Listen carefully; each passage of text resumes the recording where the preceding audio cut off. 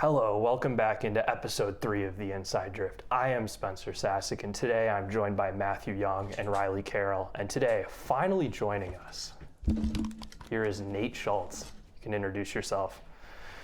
My name is Nate Schultz. Okay. I am a Mario Kart Wii player through and through. I'm pretty good at MT, or I used to be.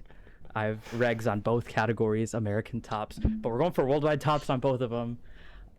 Man, I'm just so glad to be here today, guys. I'm a co-founder of the Online TT Lounge, former board member of GSC, players page updater, moderator of the Mario Kart Wii time trial server. I think that about sums up my career. I'm like top 60 in AF right now. Former 10th USA on Wario's Gold Mine Glitch. All right, you want to tell us something interesting? Bro, I don't know. That's what wait, got. you're the guy who made the hopless bounce. Yeah. The hit song. Yes. But I was just thinking about how you just got asked to join the UWSP football team. Yeah. So we were setting up our recordings, and literally the second that we did our clap to get our mics synced up, like 2 seconds later, my doorbell rings, and I'm like, what the hell? Like, no one's coming over, and it's my college's football team. They're trying to scam me. They're selling me a $20 raffle ticket to win 10 grand. Like, dude, like, what do I look like, a gambler? Like, bro, I'm not buying that shit. Like, get out of here. So then we had to rerun the recordings. So here we are, bro. Oh, I'm happy to be on the Inside Drift. Yeah, how are you guys doing outside of that? Outside of the little delay, I think we're feeling good. I'm doing fantastic. It's a good day. You know, is first podcast recording since we launched. We uploaded episode 2 as of the recording this video. Today's August 18th, sorry, 2026.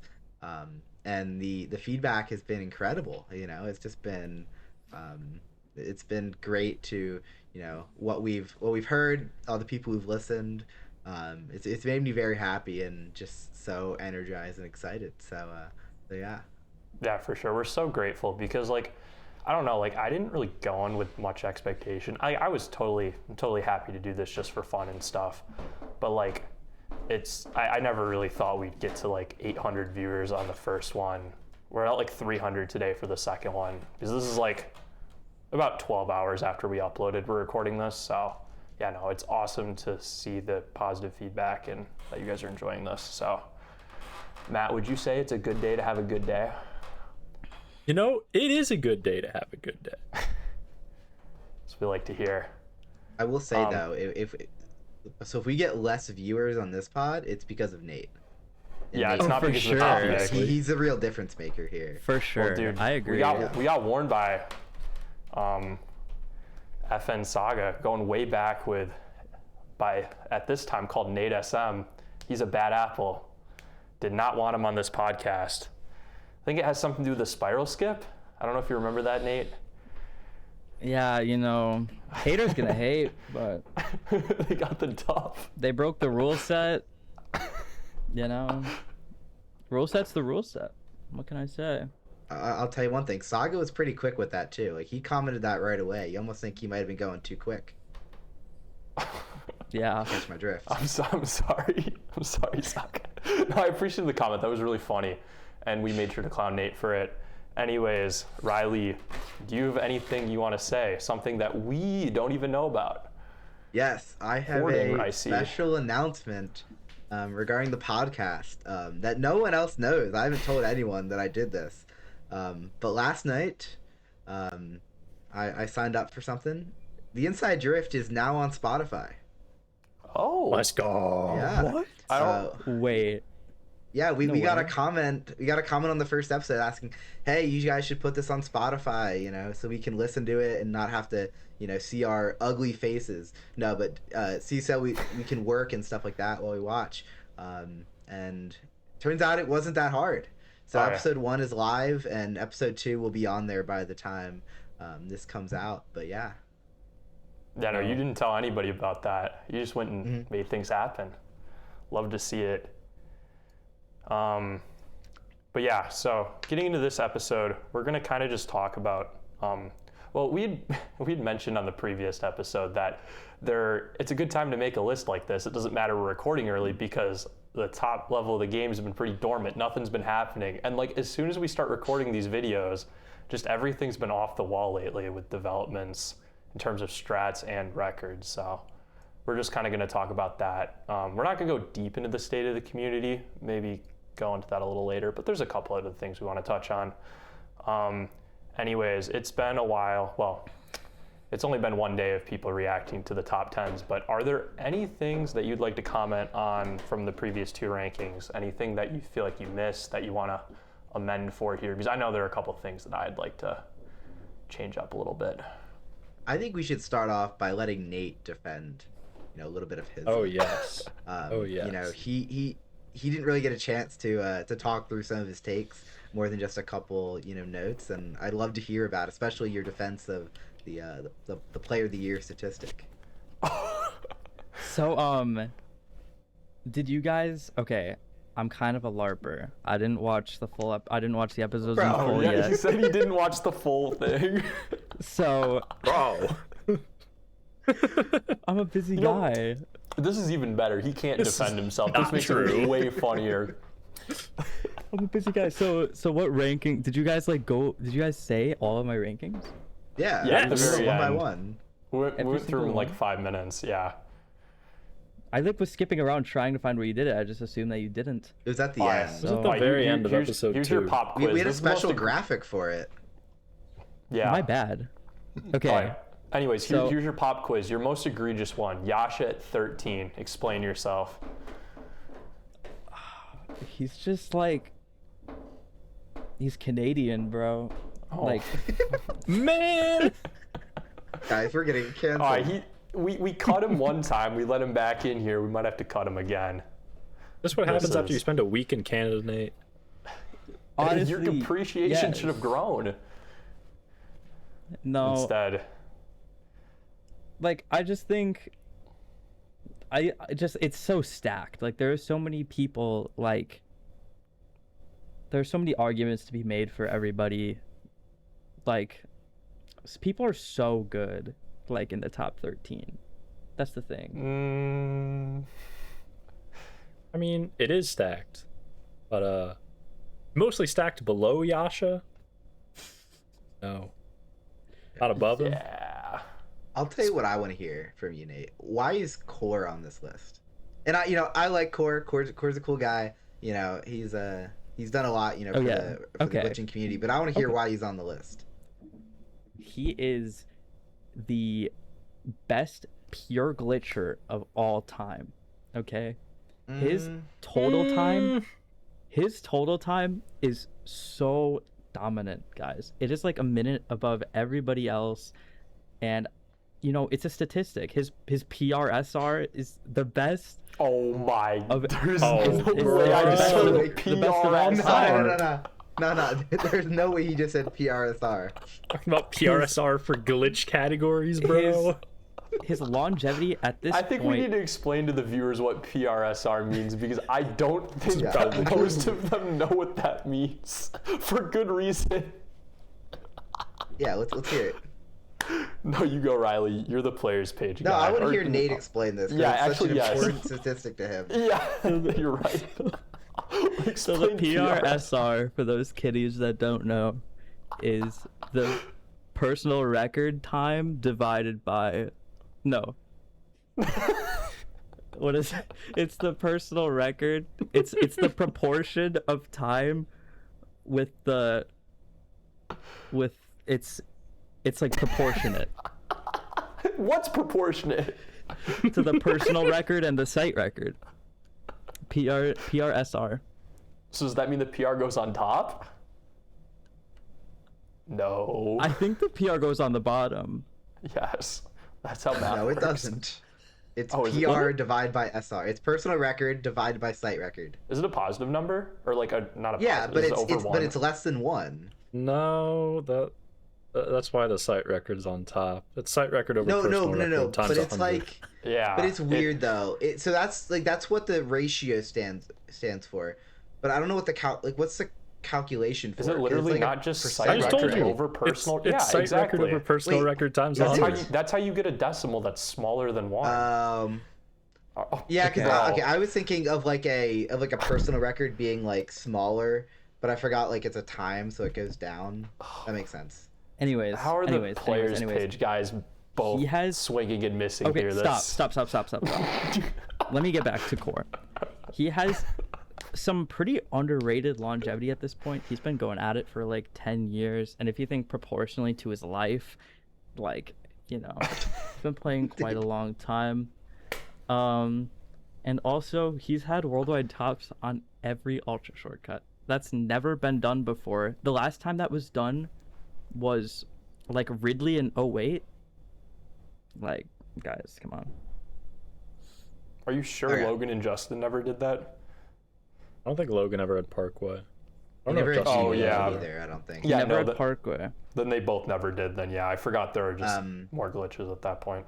Okay, but here's the issue with Core, and you know I can respect his worldwide tops. He has like a high line. He's a high level baseline consistency in terms of glitches. Which is why he's able to get worldwide tops on everyone. This guy he only has 10 records.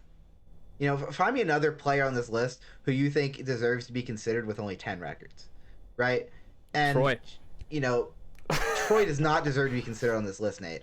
See, this is why he got cut from this episode. This is how you know we're not clickbaiting you. If we wanted clickbait, we would have had Mr. Nathaniel SM up here spewing some elite knowledge. Okay, but 4 of Core's records are, early game Rainbow Road records, right?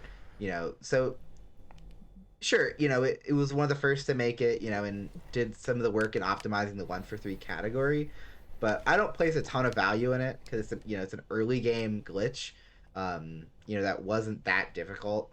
That But version was I was pretty more hard. on. That version was pretty freaking hard. I mean, is it though? That was back. Because that, he that made was it back 3 when for the 3. No. You don't know ball. That Why- was why- back. why don't that I was know ball? back. That was back when. Because on Shooting Star. No, bro. Let me talk. That was back when you had to get height. When you had to fall on height from the moon jump bump in order to get the parallel wall clip. It was actually a lot harder at that point. Core knows what I'm talking about. The real ones know. The real ones know. Okay, Matt, let's I continue. think, I think, That was I think back the when- glitch looks that was back exactly when the same as the NLCs other one. No, do you guys not remember like when NLCs would happen all the time when the Shooting Star first came out? No. Like that was actually a much harder glitch. What is this erasure? This is crazy. I don't know if I buy this, guys. No, I actually have no idea. But Matt. still, okay, whatever. Whatever. Still, I was playing the glitch at let's the count time, these like, as a what are we- full. Well, Nate. I wouldn't necessarily call you the greatest glitcher of all time. It's kind of like me. I could LARP and say DKJP sign glitch, dude. Parkway sign clip used to be so hard. It took him 24 hours to make it. Oh my god, back in Oh my 2020, that glitch God. was harder. I'll tell you. Yeah, I'm just LARPing, right? Oh my god. But yeah, overall, I can appreciate what he's done for the glitching community. He is really a staple in that Glitching community. in that segment of the game, right? But he has no variety in terms of like no glitch, and he only has 10 records, right? And he set a record in 4 different over 4 years of longevity, from 21 to 25. I don't find that. Or obviously it's impressive, right? World record's impressive, but I don't think it's deserving of this list. Hey, we can agree to disagree. All right, Matt, let's get to you. Which is the biggest one that you want to get back? Unless there's more than one. I just know that there's one that you want to talk about. Yeah, so I think for me, I've really been kicking myself over my placement of Liam down at 11 and outside the top 10. Probably bump him up to 9 or 8 at this point. Up moving Justin and Connor down. Yeah, that whole area Like I'm thinking about moving Guy down. That There's a would be lot to too, think yeah. about with the list. I like my top 7. I like my 15 to 20, but that middle section, it takes a lot of thinking. It's really close margins. Yeah, it's really hard. I I think I did well with the top 10, except I kicking myself. Yash is better than Sword. I don't know why I gaslit myself the other way last second. I just got too hard on Yasha just because I didn't want to seem biased, and he's better than Sword. So I'd have him at 6, and then I definitely make some changes to the 11 through 20. I definitely put Totem at 11, maybe 10, and then I'd look around reshuffling my 11 to 16 range, and then like I said before, Chaos needs to be higher than Brendan. Brendan probably shouldn't be on the list. I think I'd take Enmead over him, move Axel up, but yeah. So those are kind of my final thoughts on what I had. And then, so with that, do you want to get into some of the recent record developments that we had? I didn't get to talk about my list. What the heck? Yeah, what the heck? Oh, well, you talked so much about Nate's, I guess that means forgot. that my list was perfect. It was perfect. Right, it was guys? perfect. You talked so much about Core, I kind of forgot. Okay, yeah, no, you got it. I'm so sorry. That's crazy. No, you're good. You know, my list, I go back and forth with what I would have done differently on my list. I do think, missing Caleb might have been just a slight oversight. Just a little. But I don't know, I'm trying to think who I put him over, right? So I think he deserves to be on there. I don't know exactly who I kick off, right? I also think Enmead might have deserved a 15 to 20 slot. But again, I think that area of the list especially is just so up to interpretation. Again, it's hard to figure out who I would take off that list. But otherwise, I would say I'm relatively happy with how it turned out. Enmead is just really close to the consensus 20th best player. We all had different lists, and we all came to the conclusion that he was the 20th or 21st best player, which I think is pretty funny. Or Matt, you had him at 19? Enmead? Yeah. I think I had him at 18. 18? Okay, yeah. I mean, it's just in that range. I thought you had him below Vincent. No, I had him and then you had above Axel Vincent. 20. You had him above? Okay. That was 18. But yeah, no, it's just in that range. It is really just where his resume falls. But yeah. Yeah. I would also move King Alex down. I think he's not worthy of top 15. I like that you had him up there, though, that you took that was a defense. fun Because again, I think was lower he's on top him, 20, but I don't think he's 15. Yeah, no, I do think he's a player that deserved acknowledgement, though. So I'm glad you had him in there.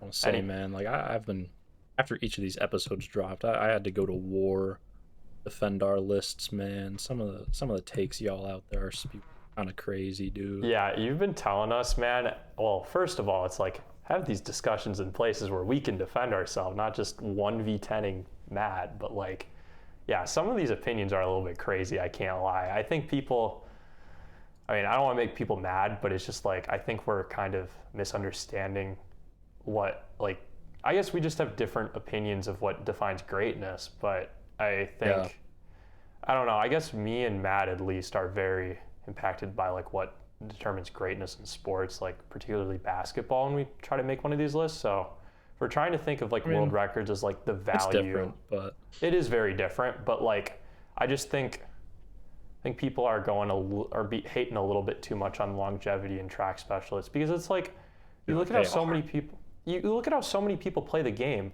The reason why AF ranking isn't as respected or isn't as hard to achieve as records is because people don't play for that, and the large majority of the community at the top level at least doesn't play for that.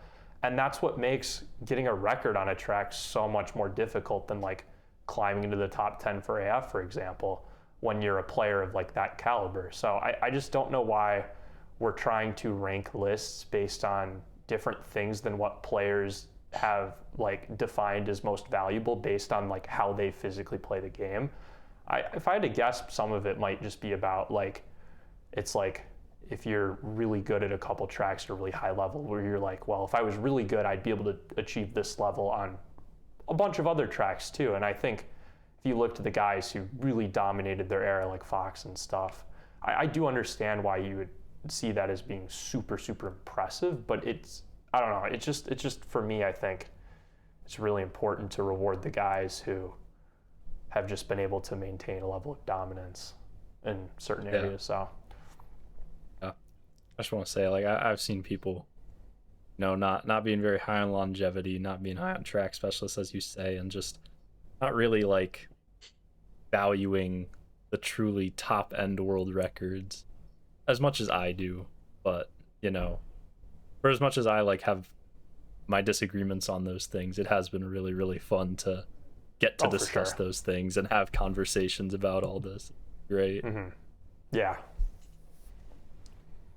So do you want to start with something we briefly mentioned on the second episode because it happened the day we were recording it. So one of the first things that kind of kicked off this little frenzy was when Korben swooped in, got a 3-for-3 clip run. Do we have anything more that we want to talk about this? Obviously, Demon Sense has been in the lab. He's failed so many runs, setting tons of BKSs and BKPs in the process.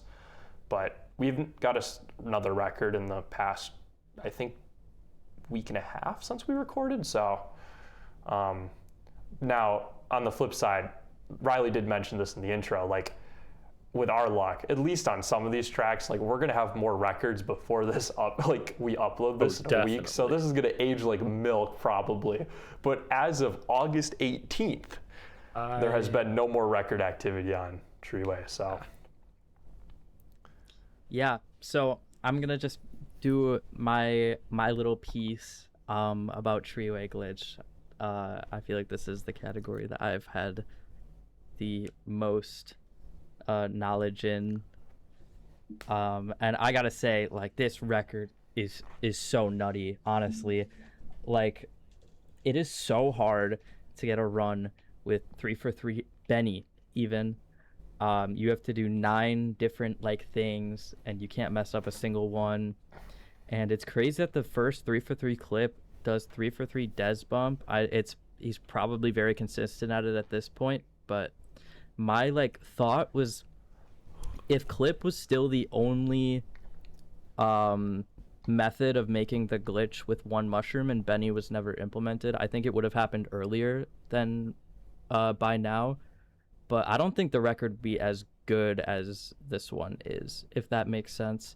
Because I think like the bumps would just have been an afterthought, and just the driving and the bennies, and also it's pretty clear like in the run itself that he wasn't necessarily going for 3-for-3 clip, especially because lap 2 he very clearly tried to get into the ground. So I do think that this record may have been, I don't know.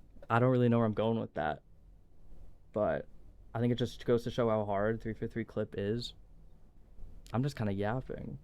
Oh, you're good. It would for sure be way weaker if it wasn't for Benny, because Benny allowed people to get the glitches more consistently, and everybody got way better at every other part of the track because of Benny.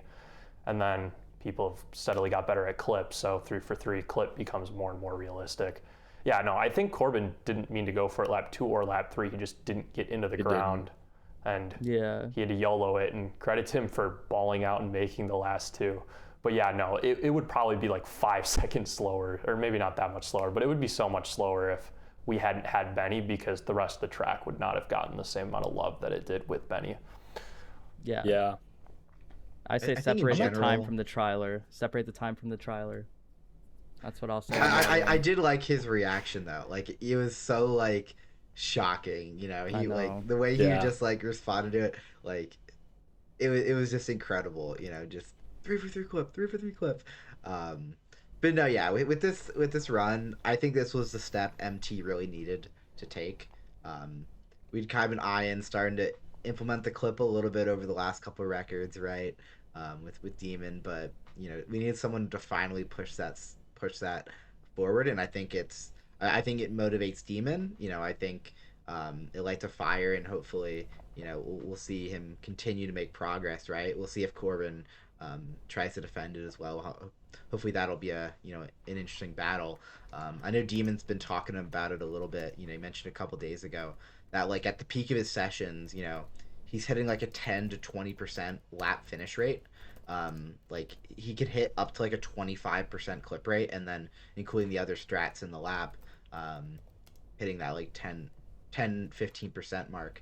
So you think if 10%, if you're playing at your best, that should be 1,000 attempts, right? 10 to the third Yep. power. So it could just be a matter of time, and this is the kind of thing I think, if it's not as difficult, I think, as the community would have thought it was before this, and as what the perception was of clip, I think this probably, I think this was the right time for this to happen. I think it needed some sort of push, and now it's about optimization, right? And I think that's something Demon's very good. I think Dez, I could see if he wanted to come back, although we haven't really heard from him in a while, or Korben to keep pushing it down. I think it's gonna be interesting next couple months on Treeway. Yeah, I will also add that clip is pretty like old at this point. Like it got implemented like 8 years ago at this point. So like to go from a 1 for 3 to 3 for 3, like the fact that it took 8 years, like like it doesn't, like the fact that there's that much time that's passed, I feel like makes the consistency higher like make more sense, if that makes sense. Like it was only really like completely meta in records for like 3 years, and it's been 5 years since it's like been absolutely needed. So I think that's also like I just think the game has progressed like so much since then that like it's just like kind of seen as easier now, and there's like less mental block there as well. Oh yeah, the community is so much better at like performing clip glitches more consistently than we used to be. So, and again, it's like, I think we've talked about this before, probably not on the pod, but like you go to N64 with the weather tanko, it's like when it first happened as a 3 for 3, everybody was like, this is like a 1 in a million occurrence, and it's like, no, it might have started out this way, but the consistency when Abney hits the run is much higher, and it's nowhere even close to that. And I feel like a lot of the times when we go from a 1 for 3 to a 2 for 3, or a 2 for 3 to a 3 for 3, it's very rarely someone is bashing their head into the wall for a super long time, not actually progressing in terms of consistency while they're going along. They're getting more consistent, and they're not like, to get a 3 for 3, they don't need to be as lucky as they would have previously, or with their previous skill. So that definitely did happen to MT. Was there anyone going for 3 for 3 clip like before Benny got found? I don't think so.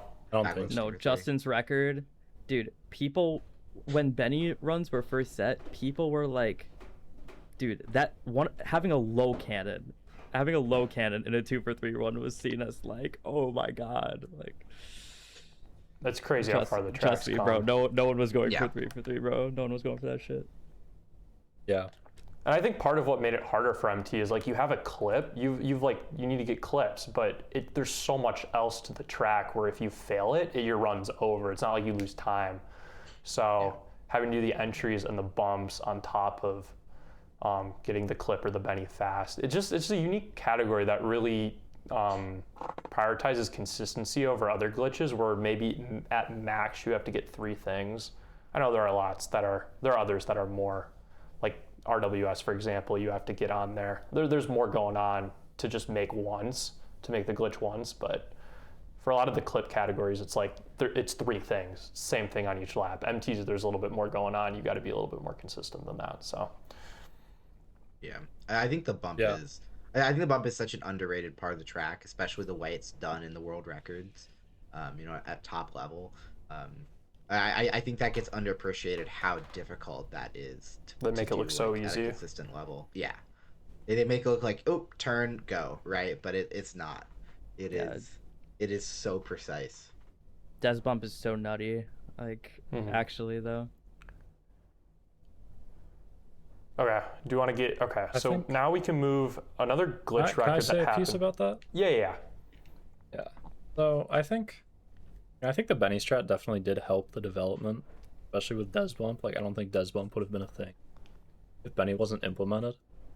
I do want to push back a little bit on the idea that a 3-for-3 clip would have been done earlier without Benny existing. Like, I just don't think anybody maybe would have pushed super hard for it because of how hard the clip was originally seen. And, you know, doing Benny runs and getting behind and having the opportunity to go for clips and slowly get better at it, I think is what was the main driver of allowing clips to be seen as more viable, especially with Demon in his sort of like last previous grinds when he got up to like a 10% clip rate.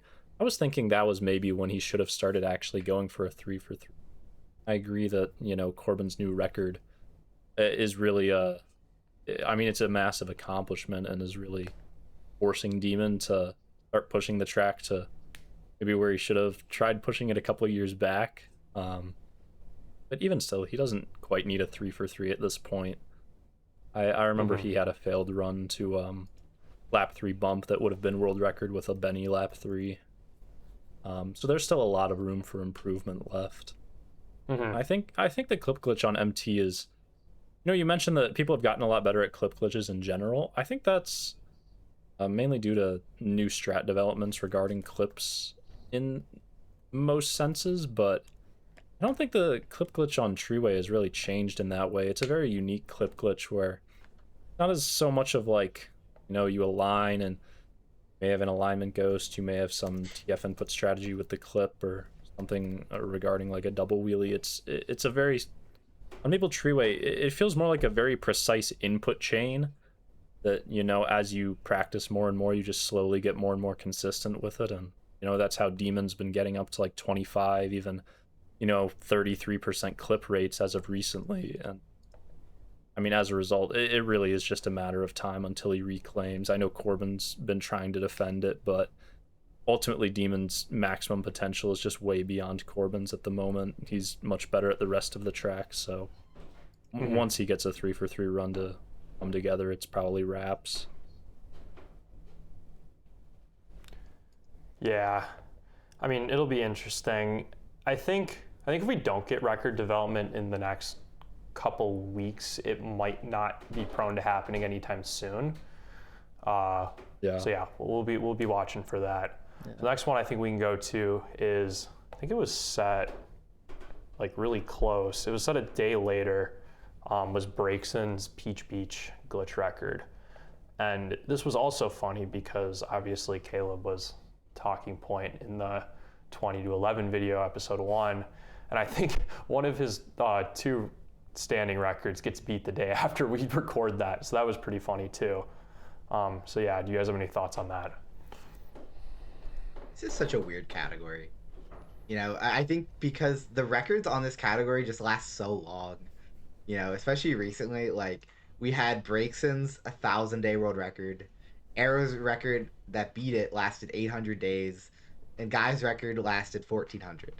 You know, this is just a category that just isn't played, and it's brought down just in, like, very small increments, especially for, you know, how, you know, I guess, hard, you know, hitting a good 2-for-3 run is.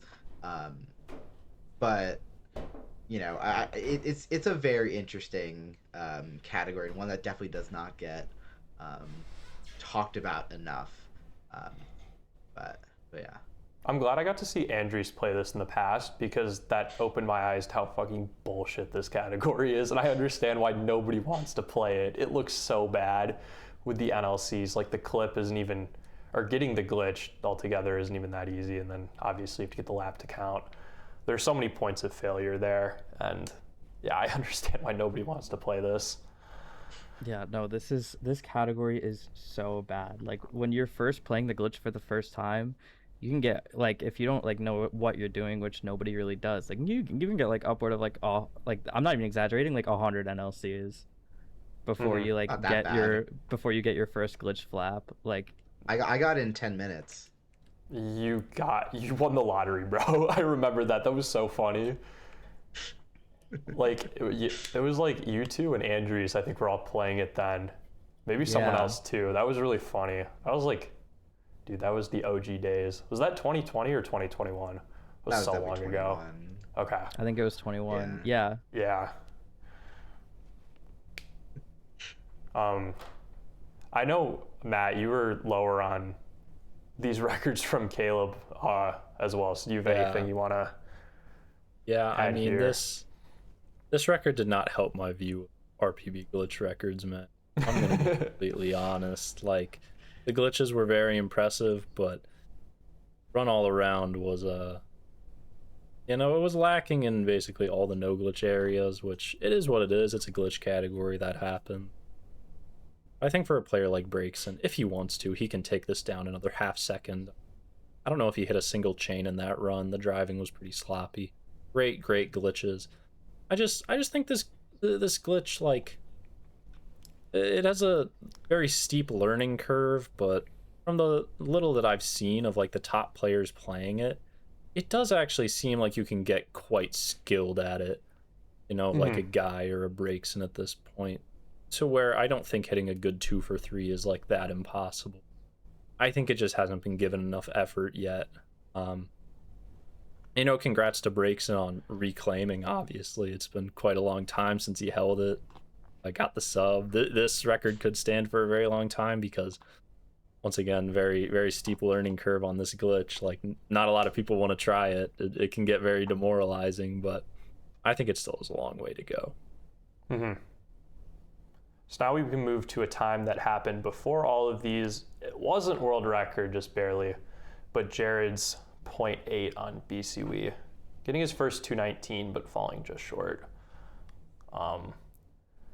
So yeah, this was tough to see. I mean, BCwii, I feel like there's just been such a long history with people coming so close but being so far away. Obviously, we got edged the first 219 for so long. So to my knowledge, he's taking a small break and he'll be back at it later. But yeah, you guys have any thoughts? Yeah, this track is a cruel mistress. It keeps you coming back, but it never gives you what you want, right? It takes, you'll get a pace and it'll really reel you in, but it just never lets you get the run, right? We remember, like, back when Zeke was, so far ahead of everyone else, he hit that 219 pace. I don't even remember, he might have had like a high 220 at that time. I don't even know if he had a 220, but like, it makes you feel like you can really hit this like dream run, but it just never gives it to you, right? Zeke's 220.001, being a case in point of that. Him never getting the 219 is such a is such a disservice to the effort he put into this category. And with Nugget having the run now, I'm sure there's a lot more he wishes he wants to do on this category, pushing it further, right? But Jared coming so close yet so far away, is very characteristic of the track. But I do really feel for him. Hope he gets some more chances at it soon. I've never seen anyone be so consistent on this track. Like, I remember particularly watching when Jared streamed a lot back. I think it was like 2021 or 2022. So like, I distinctly remember there being this one time where I watched him in like a 10-minute span. He hit like 5 or 6 46.6 or 46.7 laps in that time. It was insane, the consistency that he had with lap 1. And especially back then, that lap was even faster than it would be today relative to the standards. But like, he just gets so many paces, so many laps, and he just hasn't been able to convert on any of them. But I've never seen anyone pump out that much on a track that's like this inconsistent and this difficult. So I do think he will definitely end up with this. It's just a matter of giving it the time, and eventually the run will come. Yeah, absolutely. I mean, it's kind of gut-wrenching to come 9 milliseconds away from a record on a track that's like BCwii. I mean, where it can just go wrong at the worst moments. For Jared, it just seems to be an all too common occurrence, unfortunately. I mean, even this run, like, he's ahead into Spiral, gets, a bad air pocket on the middle of spiral, but then has another chance going into the geysers because, you know, he brought it back a little bit on the last turn and does a little wheelie nudge, and that makes the difference in the end. I mean, not only this run, though, he had like a 219.5 fail late in lap 3 recently. He's at such an incredibly high level on the track, and I mean, like, it's great to see him get a PB and get the sub that, you know, he deserves so much, but he can still give us so much more. I think he will once he, you know, gets back to it, has his confidence back, and feels ready to push through the pain once again. Yeah, it's just like watching the end of lap 3. It's like on the second or third staircase, he's sent wide. And then, Yeah. I can't remember which one, but then the last turn, it's like, yeah, he gets a better last turn than Nugget, but it's like you can still stick there and that would have been even faster. It's like you can play the what if game on every single turn of the track because so little of it, especially towards the end, is consistent. So it's so difficult. Yeah, I mean, I just- don't exactly have that much to add on Jared BCwii. Admittedly, I haven't really been following it that closely, so I just wanted to put that out there. Yeah, now we can Yeah. switch to the opposite category with Arvo's flap records. Hedwig got mogged. Doesn't even have bullet bike finish record. That's a little bit tough for our guy. I might have to give him a couple calls. He can't let that stand. Has Hedwig hit the ending strat? Yeah, he is fourth Okay. worldwide on flap, I think. Okay. Yeah, I wasn't sure he's- if he just played bullet bike for fun like a year or two ago, or if he's actually done the strat. Now the only How reason hard he's is done the this strat is because it's on bullet bike. Honestly, like, no, I have no Bop experience has made going it for it. multiple times, like in Twitter clips in Mokies. There's no way it's that hard. Yeah. Yeah. I mean, like it's not free or anything, but it's manageable if you put in the work Yeah. and figure it yeah, out. I assume it's one of those things that, you know, like SP, like MKWii SP or like Dolphin practice really helps in. Oh, definitely. Yeah, for sure. yeah, that's pretty much a prerequisite for getting into it. It's like, I've seen it. I've never even thought about going for it just because it looks so intimidating. But at the same time, like, I feel like the next step is just figuring out how to make this work on a better vehicle because the bullet bike is genuinely so ass. So I really do feel like the future of this category will be, maybe even 3-lap will be on a different vehicle. But for now, It's just a question of if it can be done on mock bike. Like there's the weird TAS double hop that's like technically possible but super finicky, and I don't think anyone's had success with that. But maybe if you hit the angle just right and get good QM and hit a great TF input, you could just make the driftway work on mock. yeah. You're off to the races. You're on such a better vehicle. And Yeah, again, all it's of a like, sudden, I don't want to, yeah. or I was just saying, I don't want to take like difficulty of stuff for granted. I just feel like it's almost always better to assume that the harder, faster strat will eventually get done because in so many instances in this game, players will figure out how to make that happen. So for that reason, I really do have the expectation that it'll shift at some point, even if we don't know how exactly we're going to get there now. But the Yeah. community is just always pushing and always finding new ways. So I think it will Why happen. is it possible on the Spear but not the mock bike?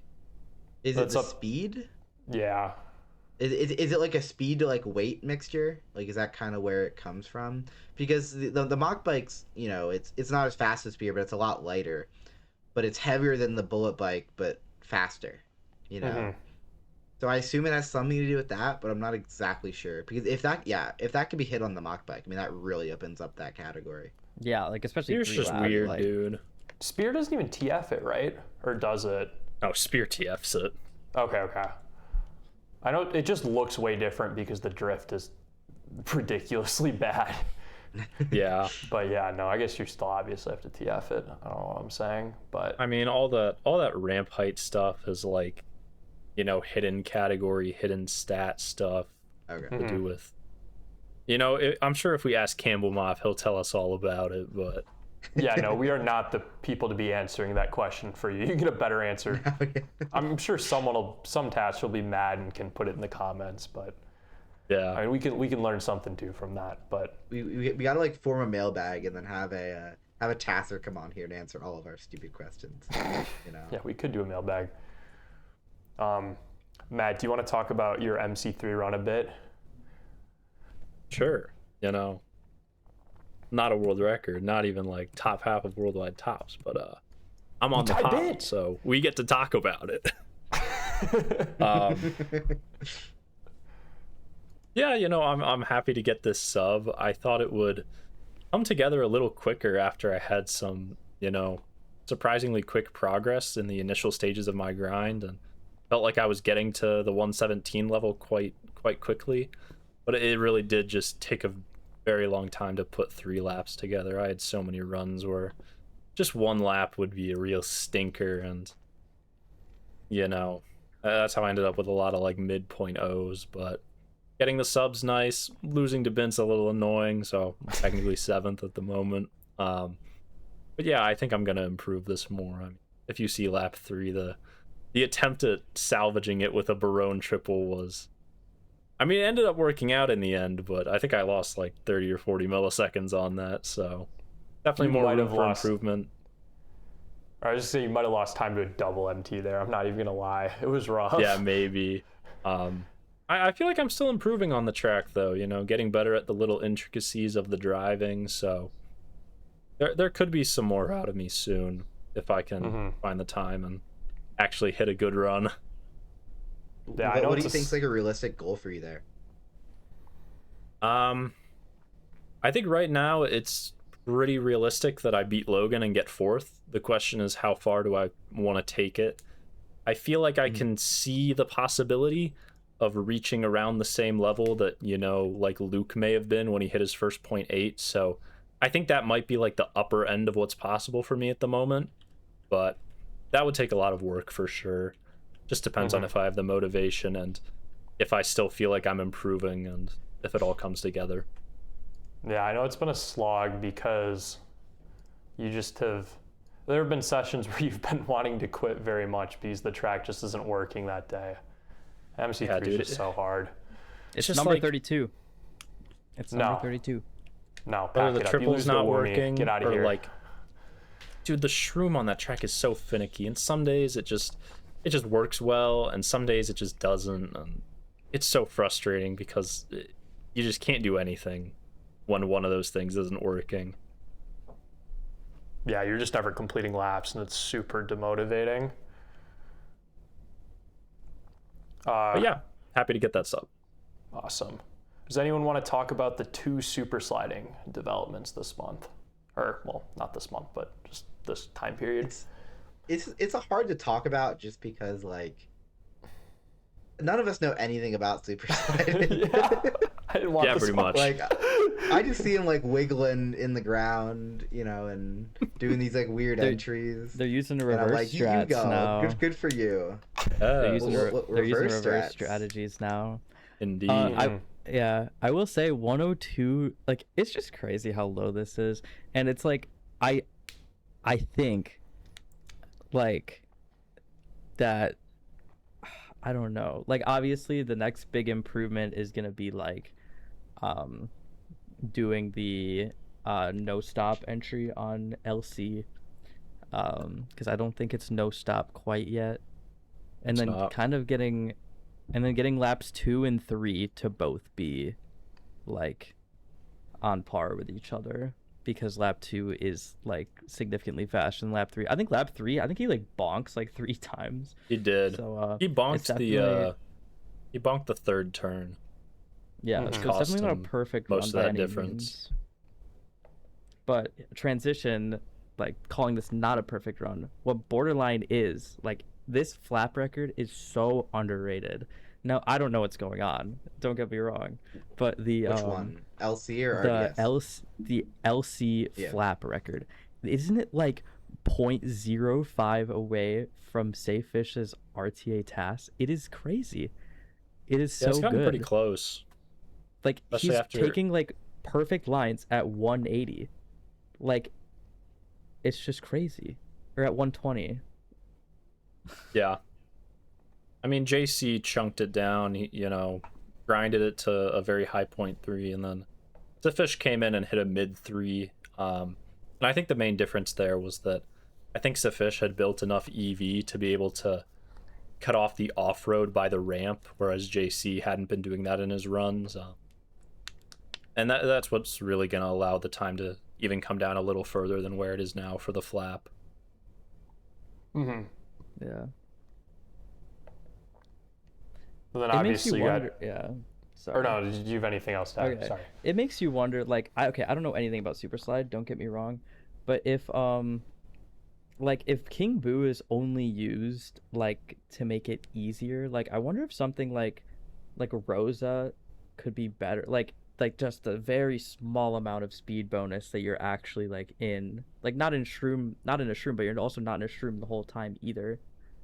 Could like Rosa be better on like LC3? Like I don't know. Rosa was used on RDS. It wasn't for that though. It was for the no glitch driving outside of it. I'm aware, yeah. but I'm saying like there's a little bit of no glitch driving in LC, and like I wonder if the handling actually matters like that much compared to the speed boost that you get. Or yeah, if but it that's just makes also like it easier. a 4-second segment of the think it track does or matter. something in Shroom, but I don't know. I think... Right.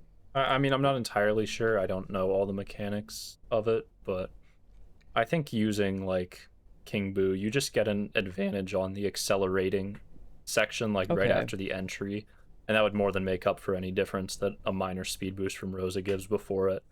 Because then afterwards, you're stuck at 120 anyway. It doesn't matter what you're on. and you're as long as you can maintain it.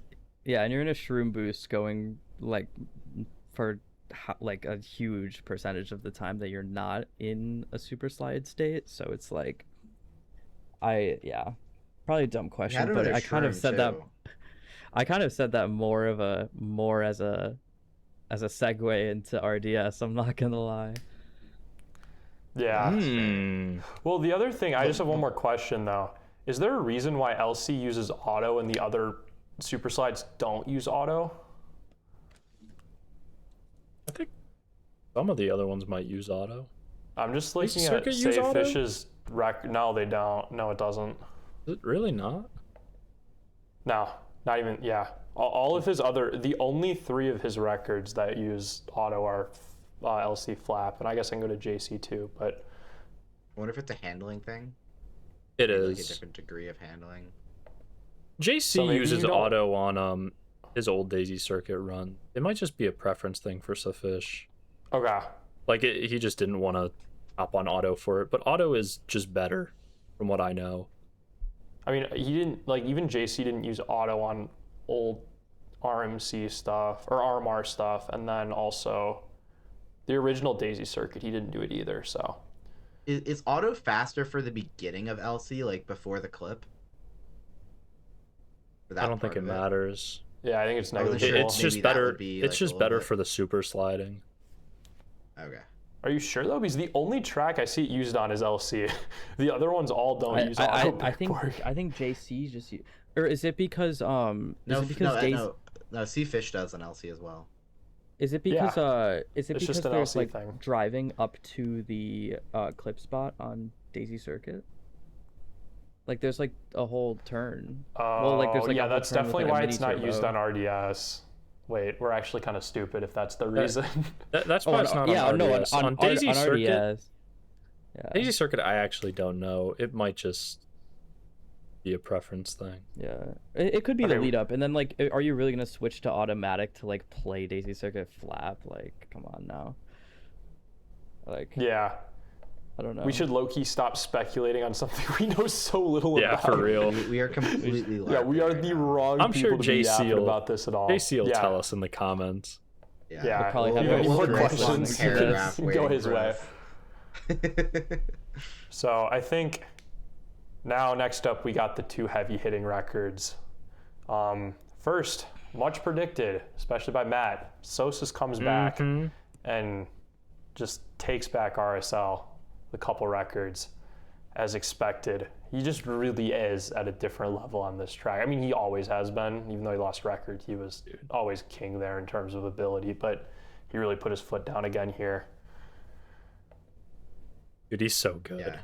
It's Mhm. actually And also ridiculous. with Toadette. Well, yeah, that's why. Yeah. You know, like just going back with, you know, outdated meta and just going for it. You know. Hmm. And I and can't no wait until it's shroom like a too, point you know, two. like everything was just completely it was just completely old school, but he went with it and just outdrove everyone else, you know. Yeah. Super impressive. But it holds true.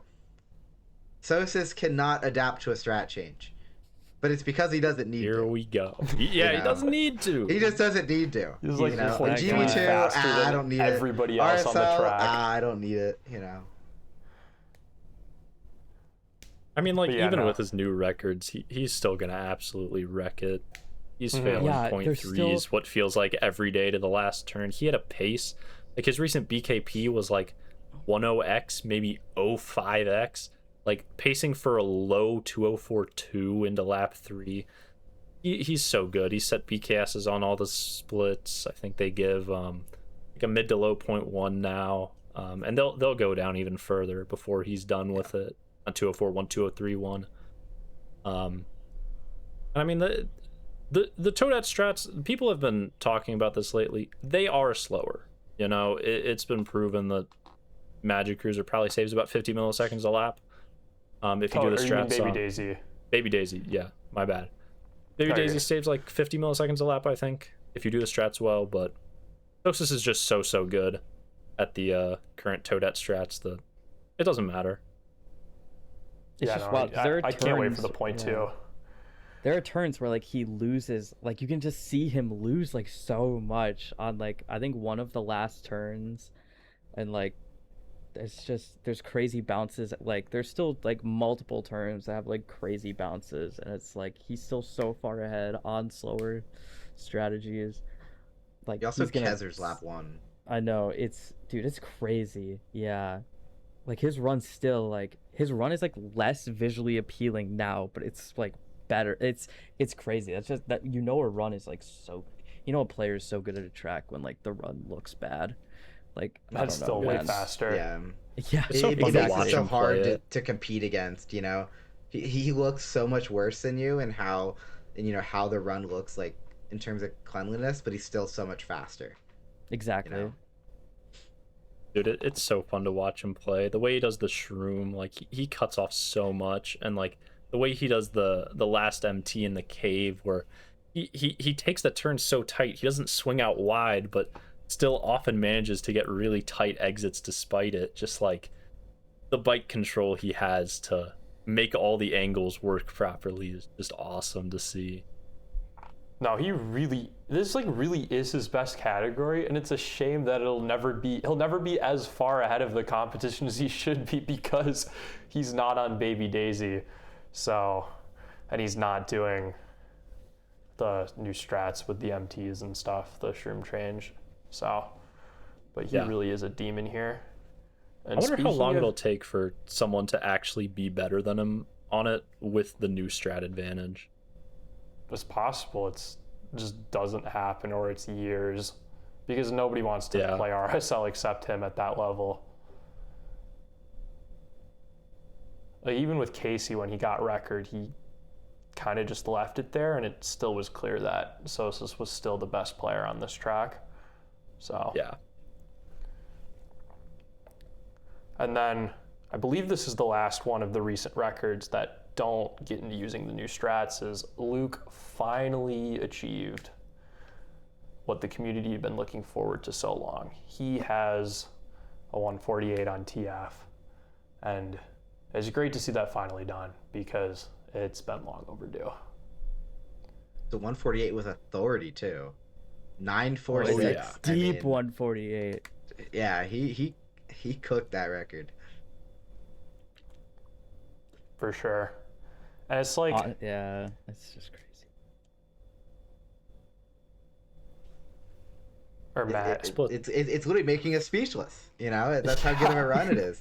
Yeah. No, he absolutely, you know, shot this record out of the park, and I think I think more than anything that this record, it's just such an interesting category because it is one of the strongest, most competitive categories in the game. But I still think there's a decent amount to push it here. Luke's There lap is. one compared to Logan. I know Logan's lap one was like insane, right, in his former world record, but like it's what 0.07 off. Um, and there's still room to push this, but it's still such an incredible run. Um, and I think one of the greatest records Luke has ever set, in his career. Especially in the way it came. The last time he held the record was at 245 back in 2020. He dominated this category after Fox took over, or after Fox, until Logan came in, grinded it and took the record, and Luke just couldn't get it back. He kind of just lagged behind just a little bit, what the world record was. And to be able to finally come through after 4 or 5 years and get the record in this way by like 70 milliseconds, is just incredible. Or actually, Yeah. 90 milliseconds. My bad. Yeah, I mean, I think this is easily my record of the year. I just want to like so far, like, oh, it's so good, man. And like the You hurt like me. the sub too. Oh wait, Yeah, Matt, you gotta start talking, man, or this is gonna get out of control. Like you can't be mad at this when you've stayed silent. got enemies on my own pod. I will say though, Matt, I'll say if your record had come out like 9 days earlier, I think I would have considered Oh it, my better. But it was God. just late, no, he saved it for my birthday. He saved it for my birthday. That's not even what he's alluding to. What? Oh my. But yeah, I mean, dude, this Luke run, as much as the sub is awesome, I think the thing that made me happiest was actually just the splits in the run being 0.0, 0.2, 0.5. And it's just so nice to look at that because, like, those are just what are considered like pretty elite laps. Mhm. It's nice to see a record with like lap splits that all look good, where there's not one lap that really stinks out as like this could be better. And I think the unfortunate thing about this record is that for as great as it is, it might not last as long as Logan's previous record. Logan's record was very, very overdue to being beaten. I think Luke really came through in a big way with this one, but I don't think this record has the best chance of lasting, 1,000 days like Logan's previous one did. I think the track has just moved forward. There's good competition. Alperin can still get it. He just set a new BKS lap 1. I think Dev can still get it. I think even guys like Connor and Barney would have an outside shot if they played it. Logan, if he came back, could still beat it. And of course, Luke could do it himself. We'll see if he does. I think Luke really made a lot of strides, mainly in his late cuts, in his recent grinds on the track to get back to that level of being like, yeah, you're the clear best player in the world here. They were lagging behind back when Logan first got it, and as it went through the 0.1s and 0.0s, but he really, really got good at the lake in the past year, and I think that's what let him start hitting the truly elite caliber splits that we see these days from him, and the incredible paces, and finally this amazing run. Yeah, and I do agree. I really don't think this record has much of a chance to last 1,000 days, and it's just like this run just came so late that it probably won't age in terms of duration as well as some of the previous ones. But it is great to see Luke finally push through. And yeah, I mean, he really had to work for this. He really had to regain the standard as becoming, again, the best player on this track, like you mentioned. And it'll be interesting. There's just so much competition here. I really think a lot of other players, like all the guys that you mentioned, really, it's just the track stood still for so long. Like in the time that Logan set his record in 2023 to now, it's like players have gotten so much better at the track and there was just no record activity to show for it. So even though like this is almost a 0.1 cut, it's like players have improved by that much since then and the record just hadn't moved. So no, I'm super excited to see if there's more activity on this track in the near future, because I think that'd be really cool to see the track get pushed more. Yeah. I I mean, it's just unfortunate because this is, one of the best records in the game, obviously. I wouldn't call it the best, but it's up there. And, there's a chance it lasts 1,000 days, obviously, because it's so good, but the competition just is so high that it makes it exploitable, even where it is now. This is a TF problem. The community is just too good at TF compared to like pretty much every other category. It's kind of insane how good people are at this track across the board. It's like 7 guys could legitimately have TF record, and it would be stronger than like half the other records in the game. So I know just a Luke said slugfest. like he doesn't think a .8's happening, I don't think he's planning to go for it, but I really hope that like he does come back before too long and like maybe try the wheelie low at the ends and take advantage of the fact that he's at such a high level on the track, and maybe get a .8, because that would be like even more monumental, man. And I think he can absolutely do it if he wants it. 100%, he can for sure do that. I mean, I see this record slightly differently. I think in terms of longevity, I could very well seeing it last a while. And, I completely understand what you're saying, if it was like a 9.9 or a 9.8 or something like that. But it being a 9.4 is like a completely different ball game. That really sets it, other than Logan, everyone else is, almost or around 0.2, like 150 or 200 milliseconds slower than it. And of course, their runs aren't perfect. There's a lot of room for improvement, but they still have a lot to go and a lot to put together. A lot of these players would need almost a perfect run to be able to hit it. So, it's a run. You're right. I could see it lasting a year, but I could also very legitimately see it lasting 3 years, right? And Absolutely. I could see Logan coming back. Or sorry, Luke coming back to it. If it starts to hit that 3-year mark, I think I could see him coming back and trying to push it lower, and maybe he thinks he's ready to try to hit that 0.8 range, which I think would just be absolutely insane if that happens. But I think it's gonna last a little bit longer than I think what you guys are, giving it, or what you guys are predicting, right? But either way, I mean, it is an incredible run. I think the run just speaks for itself in terms of how clean it is and how it's driven, and just looking at the leaderboard and the world record history. I can completely understand Nate's sentiment about world record of the year. Yeah, and I do also want to add like about the Logan thing is, okay, look, I'm not in the mind of Logan, but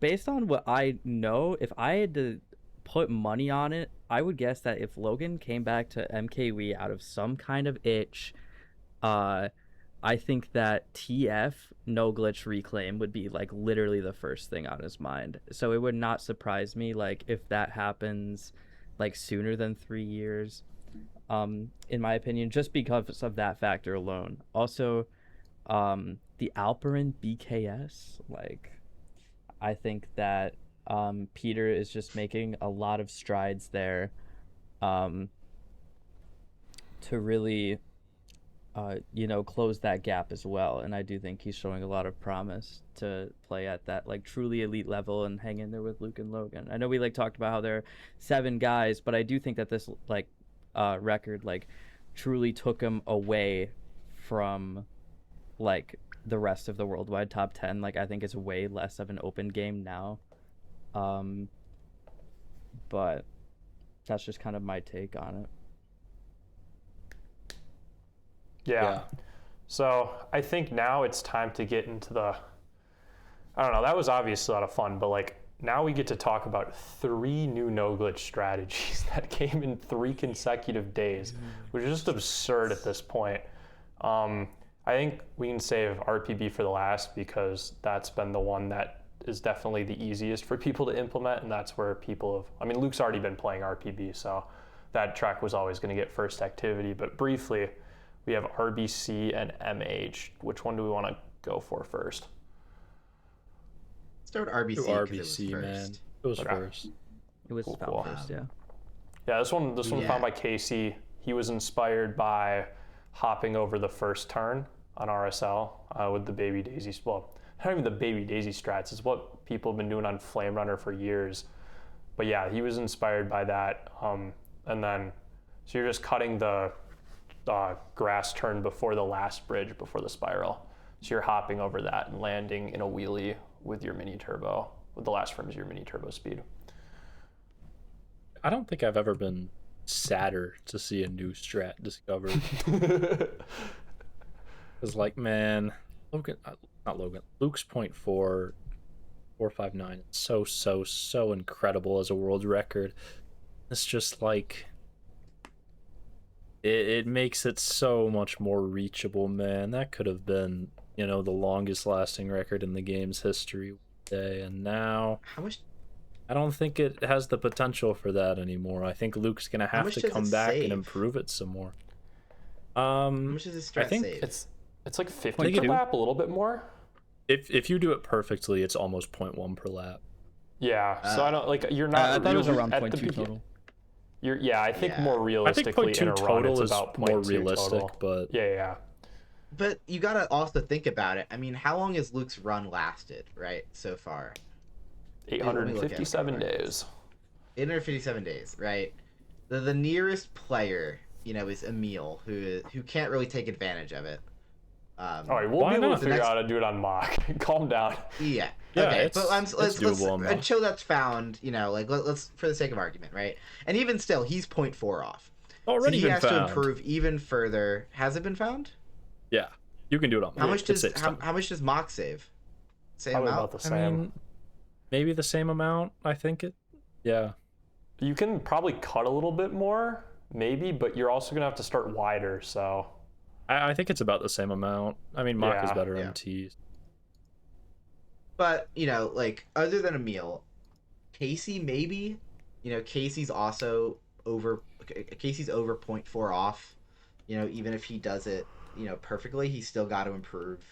I don't think this is something anyone is necessarily really gonna grind for, knowing that as soon as Luke gets a whiff, he's just gonna beat it. I think it's just an uphill battle. I think the only way someone beats it is by hoarding. Oh, it is, and I think, it just makes it so much more possible. I still think even if anyone else uses the new strat, it's still going to be really, really, really hard to beat Luke's record, but it's no longer this is completely out of reach. And so Luke's going to be forced to improve it at some point, which, that'll be really cool to see, but I wanted to see that record last a really long time. I mean, you got to think about the bar for the longest record or longest lasting record in the game, over 2,200 days, and it's he's a third of the way there, and it's now, I mean, hitting a mid 6 is so much more doable than hitting a mid 4. If he doesn't touch this track, who knows when it gets beat without the strat. It's just the new strat opens up so many more possibilities in which, like Matt said, Luke is just, if he wants to feel safe, he'll have to play this a lot sooner. Obviously, he doesn't have to scramble to do it anytime in the near future, but I assume he'll eventually want to come back. And again, I really hope he hits an equal caliber of run with this strat. That would be awesome to see. That would be amazing. Dude, I mean, I wonder if there's, I mean, anything to get to 229 would be generational, but even that is just so far away because of how good this run is. He'd need to save 250 elsewhere. So Yeah. Is there a pace lock? no, the pillar's fine. Okay, I wasn't sure if it would be, because you're getting there. If you look at Luke's run, his lap 2 is getting close. It's closer than it looks. People have done farther? Luke has a 229 RTA task. Okay. Did Luke do some weird stuff to avoid that pillar in the RTA task, though? I don't remember, but it's possible. I don't remember him doing it though, or doing anything. I think it might actually He might have become done a the thing where he problem. goes to the right Okay. of it. Can't you do Yeah, that? I think that's what he might have done. So I think that'll be an I can't interesting remember, though. wrinkle if that comes up. But if this is really going to say 0.1 per lap, I mean that puts him at around 150 away, right? And I mean, I don't know exactly where BKS is hit, or like what he thinks he can how much further he thinks he can take, his current driving level. But I could see that, in a couple years, maybe He's being, failed like I 120 think so. lap 1 with the current strat. Mm-hmm. That's about his upper limit at the moment, but I mean, it's Luke. Yeah. He'll find a way to get Yeah. it even better somehow. I'm pulling up the run looking at right this, now. If he's hit a 120 lap 1, his lap 3 is an 095. If he can hit the same on a lap 2, like similar, like that's 0.1, 0.1. Okay, so with the pillar in the RTA task, he's aligned further left into the ramp so he can drift trick, and he just drift tricks right over the middle of it. Oh, really? Okay. Okay. Yeah. That's not a problem Okay. then. So I really, but also I remember this run gets a faster lap 3. Like I'm pretty sure the pace is slower, so it might be possible. Let me just see the splits really fast. The lap 1's like a 150. It's not that fast. It's almost like 101, MH, where it's 978, possible without, 902. So the lap 3 is kind of a tank to get it there. Right. Yeah. So maybe it will be a problem if you're even like 50 faster, which you'd probably need to be 50 faster to make the sub more realistic. He's a 49.902 lap 1. I don't even care what strategy you're doing hopping over the grass there. Would be absurd. Yeah. So Yeah. I think it's like cool to making mention. RBC MC3. I do have one question that I don't think that anyone is considering with this strategy. Okay, I haven't seen any discussion about it. Does anyone know if Tiles has tried this on the spear? What? Brother. I think the Dude, spear I is had to enough think about MT what to make you it were over referring that. to right now. Do you think I didn't know spear's what you enough were talking drift about for a minute. I had to I had to to approach it calibrate like my that? brain. Does Dude, anyone I'm know pretty if sure- I has thought anyone Spear already contacted spin Maniac hopped about over this? that. Okay, you're done. Dude, You're are we out, really, buddy. are we really looking over 117 James? I think this I'd love opens the door. If someone wants to drop the Maniac news to me, I'd love to break it for everybody to hear. I'm a little bit tired of this situation, but maybe it's just me. We all are. Well, what situation? Oh, come on, man. Anyways, I Not didn't mean to again. get on that. I was just naming the world record holders that I think, like, look, I haven't checked their viability on Spear, but I do think that that could be quite an interesting time save. Okay, man. Maybe clip the poll at 0.1 There's just faster so many next problems time. with that on spear. Dude. I'm just gonna pretend I didn't hear that, and we're gonna move on. All right, I do moving wanna on say to real RPB. Or do you want to just briefly touch on MH before? I mean, Okay. RPB is, I think, going to be a little lengthy. Matt, you had something to say though? Yeah, I do think it's really funny that this new strat is actually also faster than what the TAS was doing before. Yeah, they can't even. We can flame them about this one. This Yeah. isn't even like something they can be mad at us for. Like, come on. We got I feel like they make fun of us for being stupid all the time, and it's like fairly often that they also are lacking in the strat department. So. I mean, they're not wrong a lot of the time, but we finally got them. And then we get Yeah. them again. Strats like this, and like what we'll get to with RPB in a minute, just they just like they bring me back to when like Goldmine right side started, and how like, oh, that's so obvious.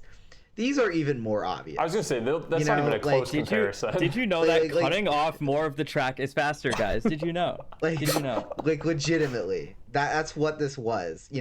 Goldmine at least had like a strat to it. Mhm. You had to like get the detach and figure that part out.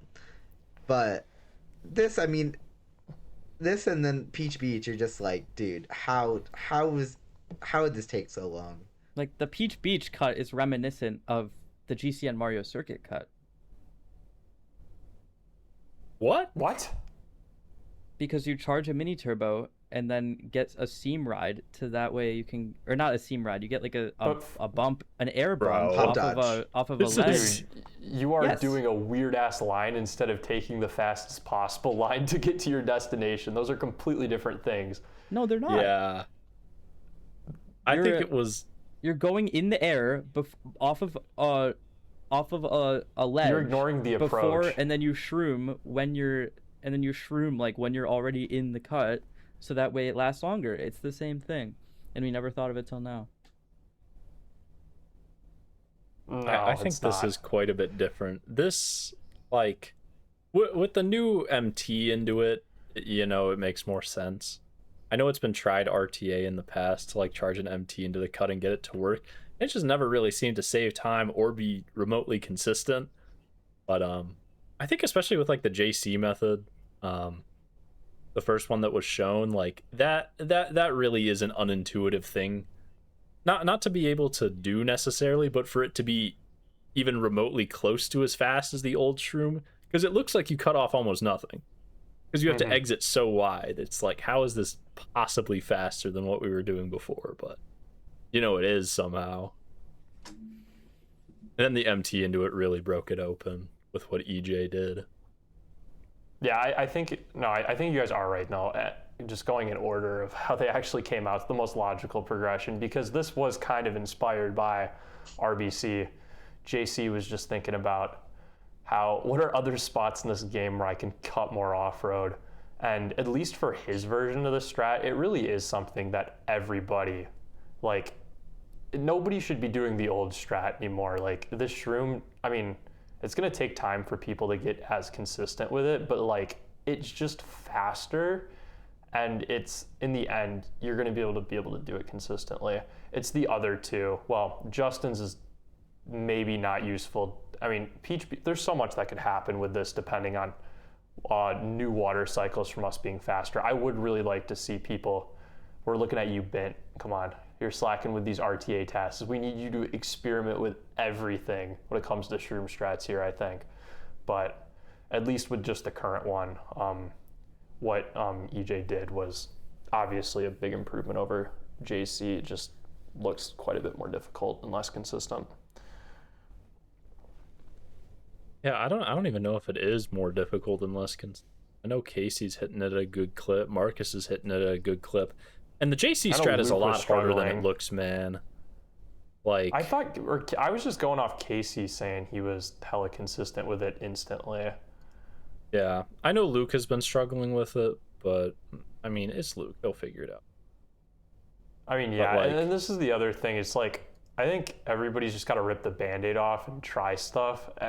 This is the worst the community will ever be at these strats. I think it's safe to say that after like weeks and months with this under our belt, like, this just is the future of Peach Beach at pretty much all levels, I'd imagine. Dude, it also because the old shroom just sucked. Yeah, it's not even like the old That shroom is like terrible. fun or anything. New shroom might be easier than the old shroom. Well, that was my initial thought. Was it's like, I remember playing this back in the day, and I remember just hating myself every single time you start the TT, because it's like you have to do the shroom. It's not fun. And that's really why I think it is at every level of Peach Beach. Like, people should just be doing this because the old shroom sucks, so you might as well use the one that's faster. Yeah, I remember the the thing is, sort of seal streams, man.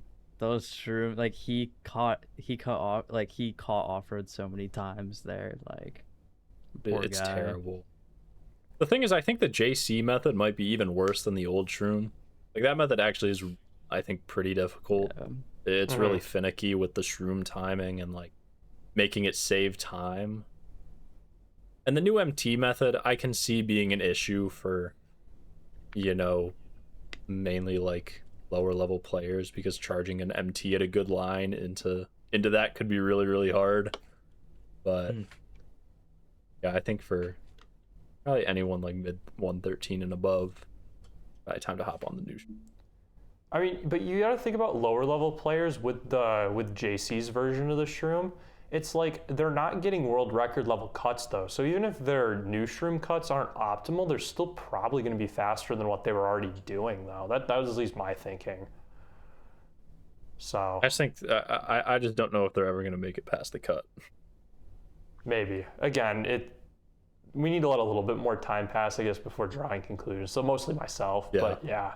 I mean, I'm excited to see what happens. Hopefully it just unlocks, or it will unlock just some, like the ability to hit a low 112 on Peach Beach. Nobody's ever said that before. Like it kind of sounds crazy. Yeah. The other thing that was crazy is Casey obviously sets his 599 with the new shroom, and it's like that's accounted for like 0 of his time saved throughout the run. Like the lap 1 sucked, and it was just a tank of a lap 2 and 3. The lap 1 was still a bad lap for the old shroom relative to record level. Yeah, but laps 2 and 3 were so good, man. Yeah, especially lap 2. Actually, is one of the least serious records I've seen in a minute. It's so funny. So, I mean, that'll get lowered. Luke hits a 6:07 the day we're recording this as well. So now he's 8 milliseconds behind. So, yeah. Can we talk about that?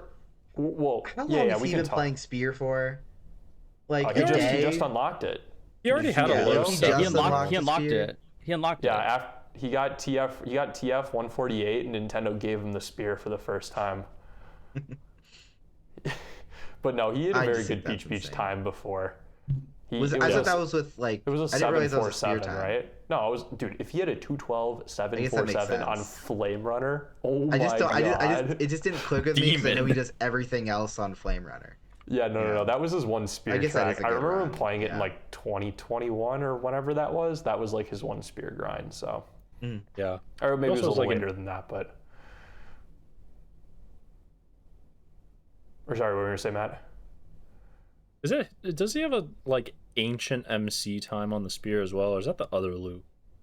Might be the other Luke. Oh no! I think you might be right. He might. No, I think it is. He has a 121.5, I think. Yeah. Because that was worldwide tops when it was set, and he set it without ramp, and that was with off ramp because he beat. Oh! But Sword was trying to beat it rampless. Was that what was happening?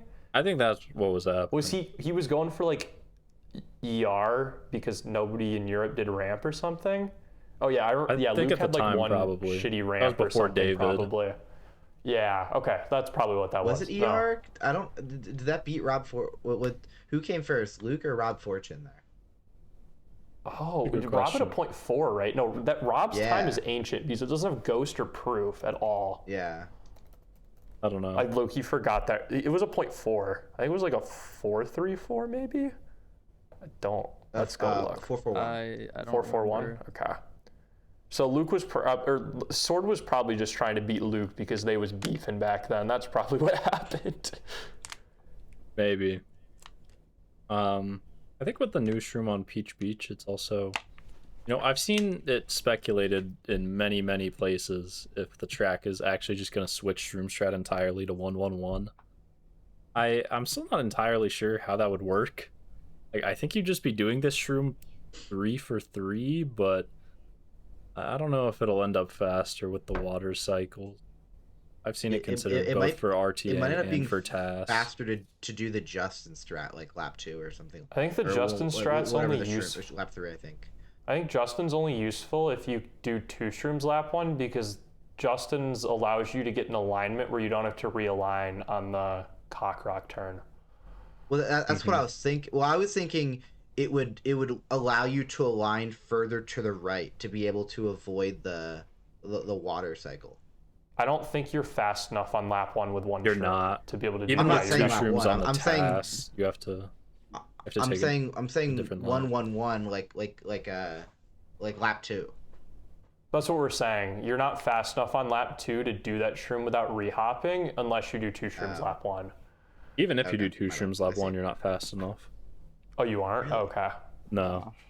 Dude, you should just do what Walter did in his former world record that lasted for a decade. And you just... Dude, he knew. You do 2 shroom cut into the cock rock, or you magically get a slip drift there when your alignment is into the grass, and you get a perfect turn. I think that's the future of the track, guys. It's been right in front of our eyes for years. course. I cannot believe he tried to pass that shit off as legit. Like, who does he think he is? So, yeah. What he was doing there was a little too nutty.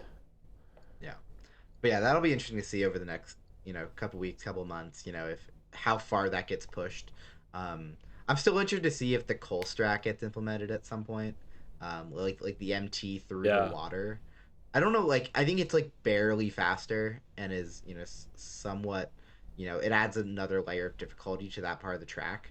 But it'll be interesting to see, if this is when that finally gets, put in, if it actually is faster. I'm fairly certain Casey's not a believer in that strat, though. Yeah, if it is, it's probably going to be someone else. Probably just going to be a Hail Mary lap 3 strat if you're a little behind. Until further notice. I always screw that up. The shrooms lap 3, right? Yeah. Yeah, unless you're playing for 115, which you might be because it's a red chart. I'm slow on that track. It's a red chart. 114.8 or something. I have a 115. Wait. Let me pull up my players page now. Oh. That's why I don't have too much to say about this because, guys, Nate doesn't actually play the game outside of Maple Tree Way. I actually don't. Well, yeah, at this point, I have an 8-1-12. Dude, I had the PRSR leaderboard up. Oh my gosh. Dude, see, this I'm is number the problem. 42. I'm number 42 on PRSR. Guys, I'm a top player.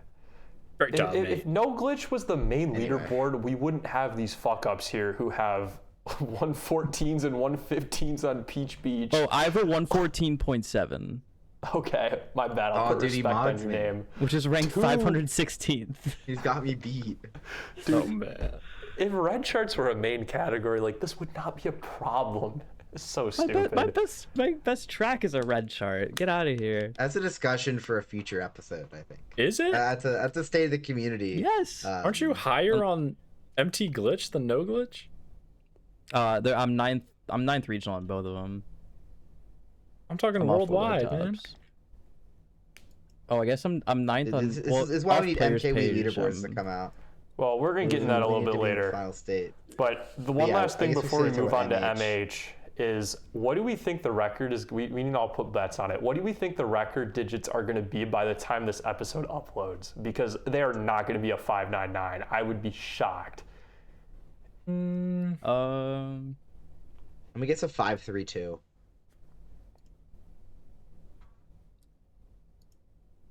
546. Give me a 4.7. Yeah, I don't know if I want to go low. I'll go high 4. How long is this gonna take? I'll go 4.9. I'll go 4.84. Well, we've got a week. It's coming out next Tuesday. It's a week. Oh, are we waiting that long? Okay. Yeah. Oh, then probably a 4.97. I'm sticking with my 532. 532 axle digits. Goat. Okay. Spencer, what did you say? Did you guess? Yeah, I said 4.84. Okay, so you guys are all 0.4s. Mm-hmm. Yeah, I don't believe in this, dude. You're probably right to not believe in it, but we have hope. I believe in it. I just think a week is a short turnaround. Yeah. I think. Yeah, that's why. If this actually gets pushed, I think it's definitely going to go further. But for right now, we'll see. I think if I had to put stakes on it, I'd probably guess a little bit slower, but I'm gonna be hopeful. We're gonna hope that Casey decides to hit a good time, or Luke. True. Yeah, it would be awesome to see some fireworks there. Okay, so MH, this is the hardest to. There's two of them. There's a lap 1 strat that seems a little bit more difficult than the lap 2 strat, which also looks very difficult, and it adds chains. They both do. I don't even know if we can describe these well for the viewers. If you guys want to take a stab at it, you can. I'll put up clips. Oh, if you're gonna put clips in the video, then you can watch them there. But these are the two hardest to talk about, I think, because it's like RBC. It's like you can do one of these strats. You don't even really have to do it 3 for 3. I would assume players would learn it to do it 3 for 3. Peach Beach is obviously happening in real time right now. MH, it's just this just looks like it's a different caliber of difficulty. So I don't really know what to expect in terms of a timeline for lap 2 getting implemented, and I really don't even know if lap 1 will ever be implemented, just because it looks so much less consistent than what we do already for like 20 or 30 milliseconds of time save, if I'm remembering right. So Yeah. Yeah. Both these strats just look so not fun to play. You know, I think I think the grass shroom strat might have honestly a little bit more, you know, viability, but it definitely looks like it has some QM to it. The one by the bridge just looks absolutely awful. How tight of an angle that is to have to hit with, you know, some of the QM that comes with that turn, and add in the chains, like that just does not look fun or worth it. Yeah, and I think Logan is like so dominant on that right now, and like with his commitment to like MKWii or lack thereof at the current moment, like I just don't see, like, if he comes back he would again, like I think he'd try to reclaim TF before anything. Like I don't see him like hopping on this, and I don't really see anybody like really trying to utilize these strategies to try to take Logan down at this point. I just think there's too much of a lead, and these strats look too ass, and I don't think he's gonna do it himself. Yeah, I think it's pretty likely that we won't see these in a world record for a decent amount of time. I think for now it's just up to Logan if he wants to try it. But I think about the strats themselves, like the shroom obviously looks like the more promising one. And while I have heard people say that, I mean, that's one of the shrooms you do for the flap, and then that shroom is just absolutely heinous with QM. It looks like it has potential to save a decent amount of time, maybe 0.1, even a bit more per lap. It looks like you can still do the double trick out of it, which is important, especially at the highest level. It can be made even remotely consistent, I think. It can be well worth it to go for and run. You add a couple chains, but let's face it, it's 2026, and at the highest level you're expected to hit them, so it is what it is. We'll take the time saves we can get. For the first bridge strat, though, it's like that one really does look like you are really hitting precise lines and precise angles. You're adding yet another chain, which, I mean, isn't the biggest thing, but for the much lesser time save, and I mean, does it even save time if you do the other turn like perfectly? If you do the what? If you do the turn the regular way like perfectly, does it even save time? It might not. I don't know how good of a comparison the Ghost was to it. I mean, you just have to be an absolute sicko to go for something that looks so seemingly inconsistent, and then even if you got it, you would lose time if you got a half. So yeah.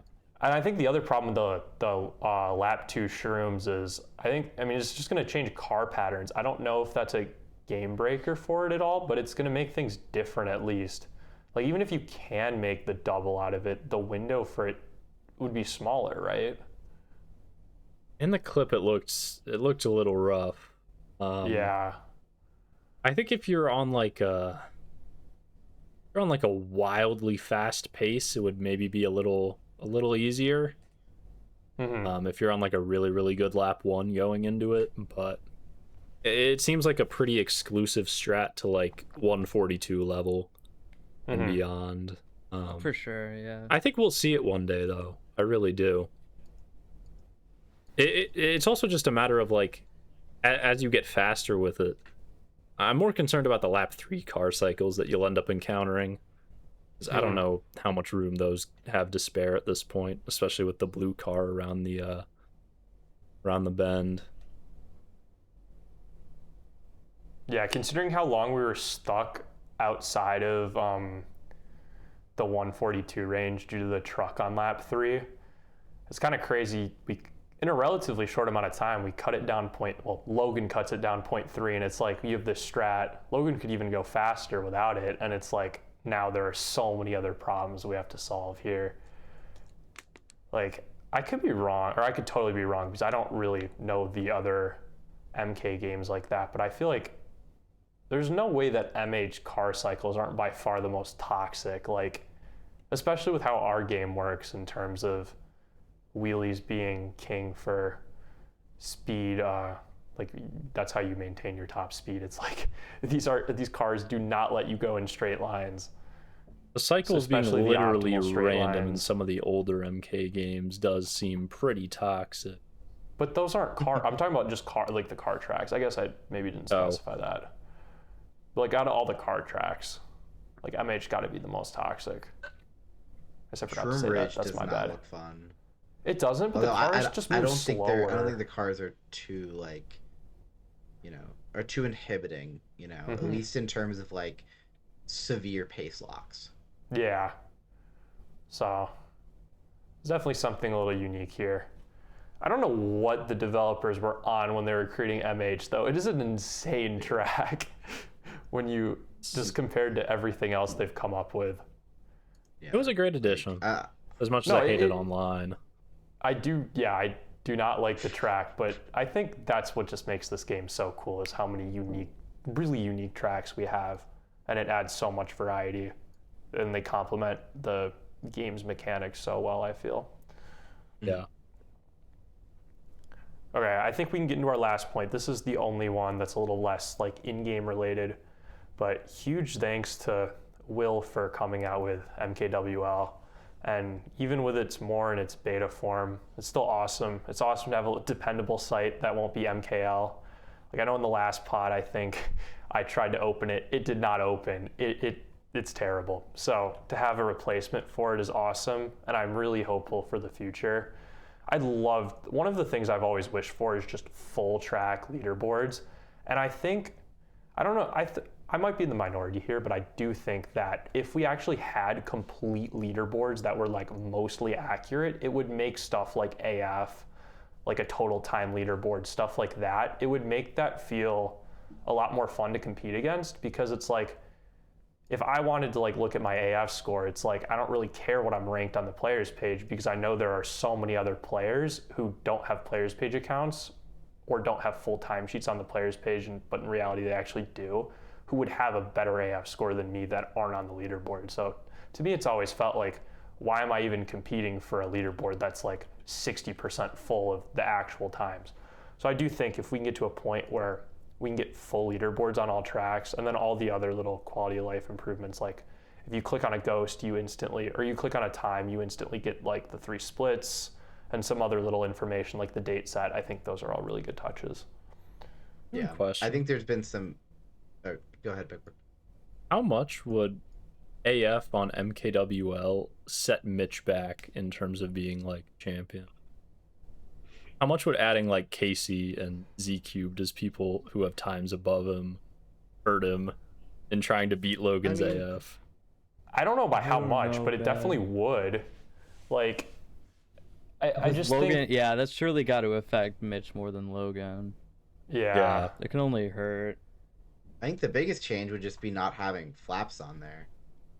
Well, yeah, I mean not having biggest. flaps, making no shortcut the main category. Like, these...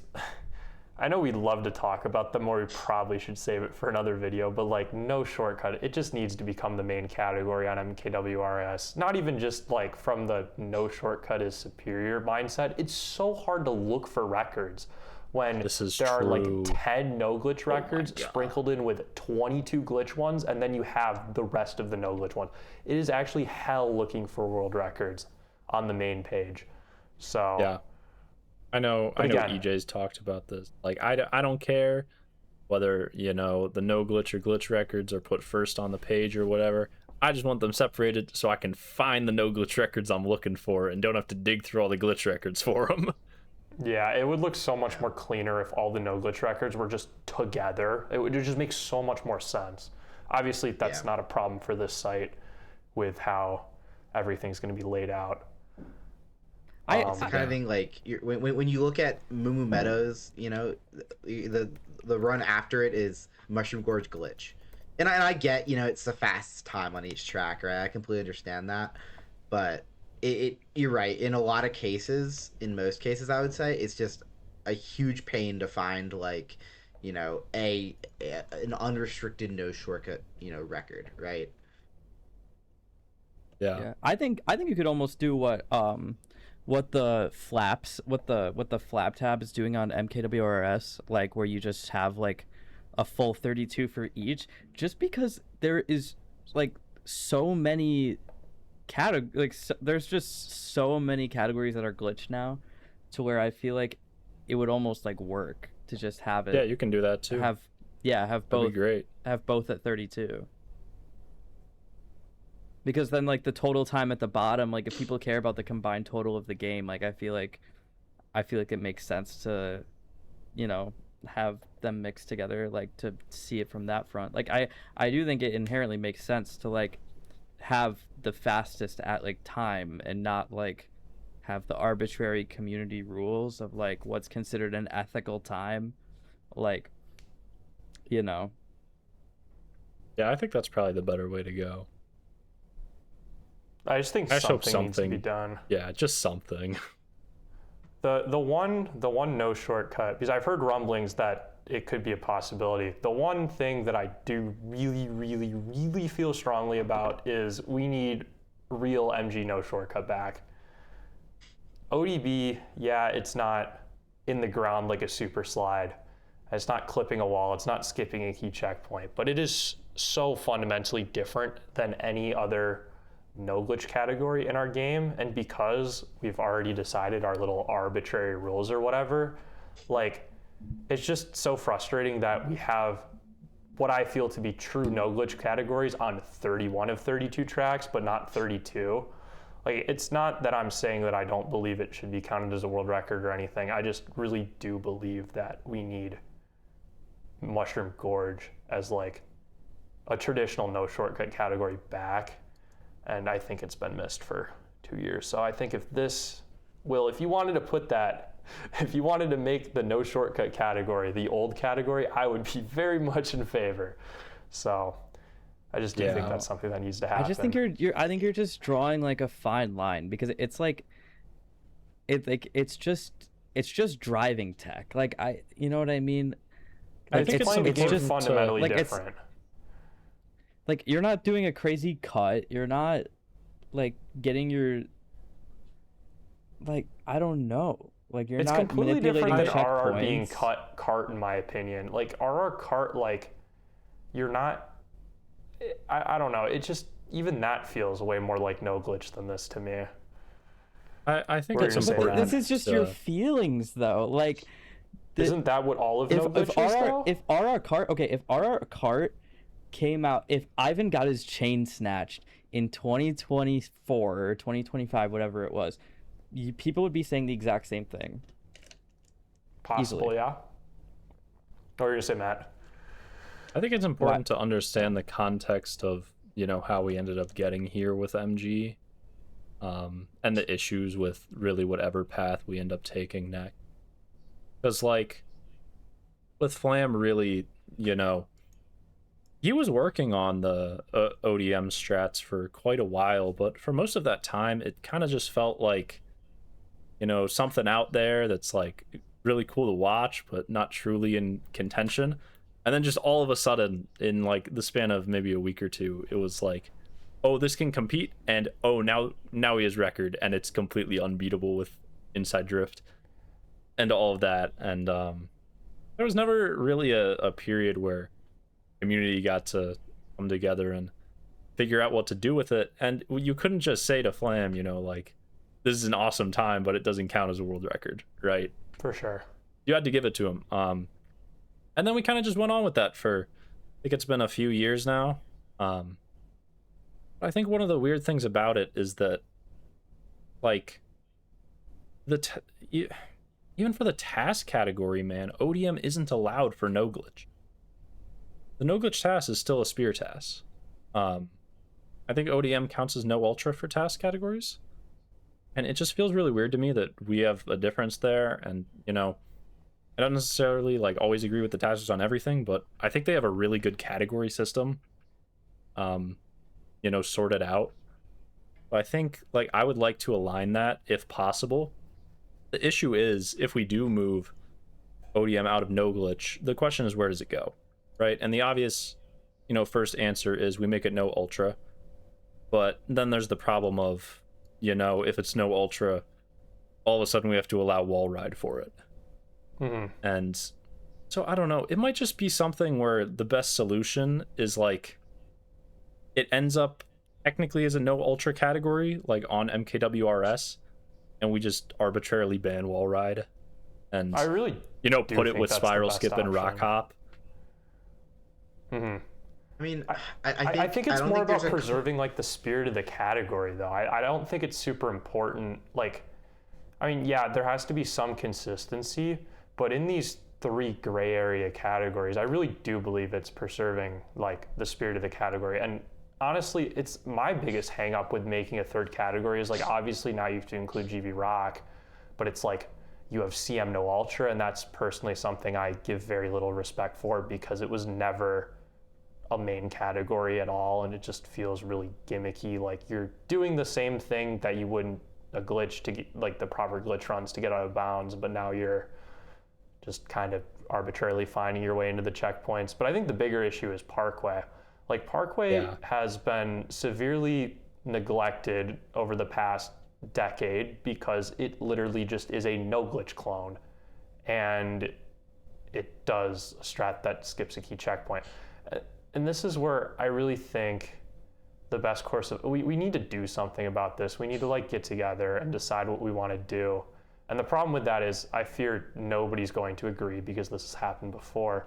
But I think it's important to not like fixate the game, like fixate on like creating the most consistent rules or having nothing be arbitrary. I think you really just have to have the best balance of what do the people in the community actually want to play, and then in combination with what categories are actually optimized, and then you can like reflect that with our categories on MKWRS. It's not like Parkway Spiral Skip isn't optimized because it's a new strategy. It's been around for like almost 15 years at this point, and the reason why it's so weak is because nobody wants to play it. It literally is just a Parkway no glitch clone and just a little bit different that doesn't have prestige because, again, kind of the same thing. It's like there are so many alt category records, like a Flame Runner record on a track that are so much stronger than like a Parkway Spiral Skip record. So it just feels weird to include that, but also like, I don't know, I'm a softie for GV Rock. I think that's different enough from GV. Dude, GV Rock has so much aura. It does have so much aura. But again, this is the problem with it because it just comes down to subjective personal opinion. So there really is no good solution. I just think something, if like, something isn't done, it just needs to be discussed more.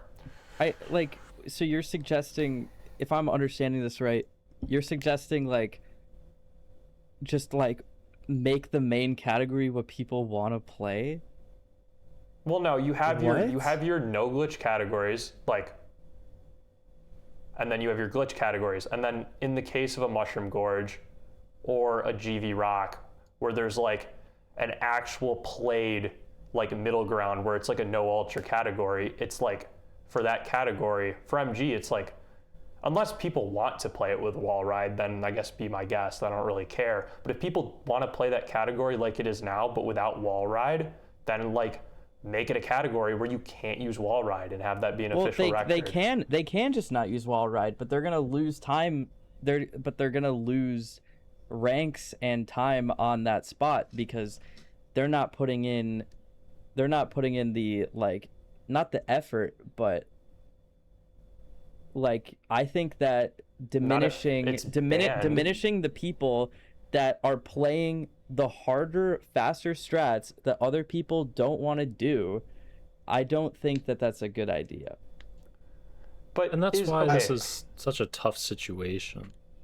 I mean, like, I want to align the categories back with tasks. That's the main reason why I want, MG ODM moved out of no glitch, but like, it's hard because it's been a no glitch category and wall ride has been established as not allowed for no glitch. You have multiple years of development with wall ride banned, and so it's like it's just, what do you do now? Do you just come to a gentleman's agreement to all not use wall ride on the category if it's no ultra and just hope people stick to it? Do you just actually ban it? That'd be weird. I don't think there's a great answer here. I mean, no matter and you're what I we don't talking. understand why we're bringing wall ride into this. Well, In my opinion, it's like, you know, we have MG ODM, right? And that should be a world record. It's a different category. It's played so differently, and it's fast, right?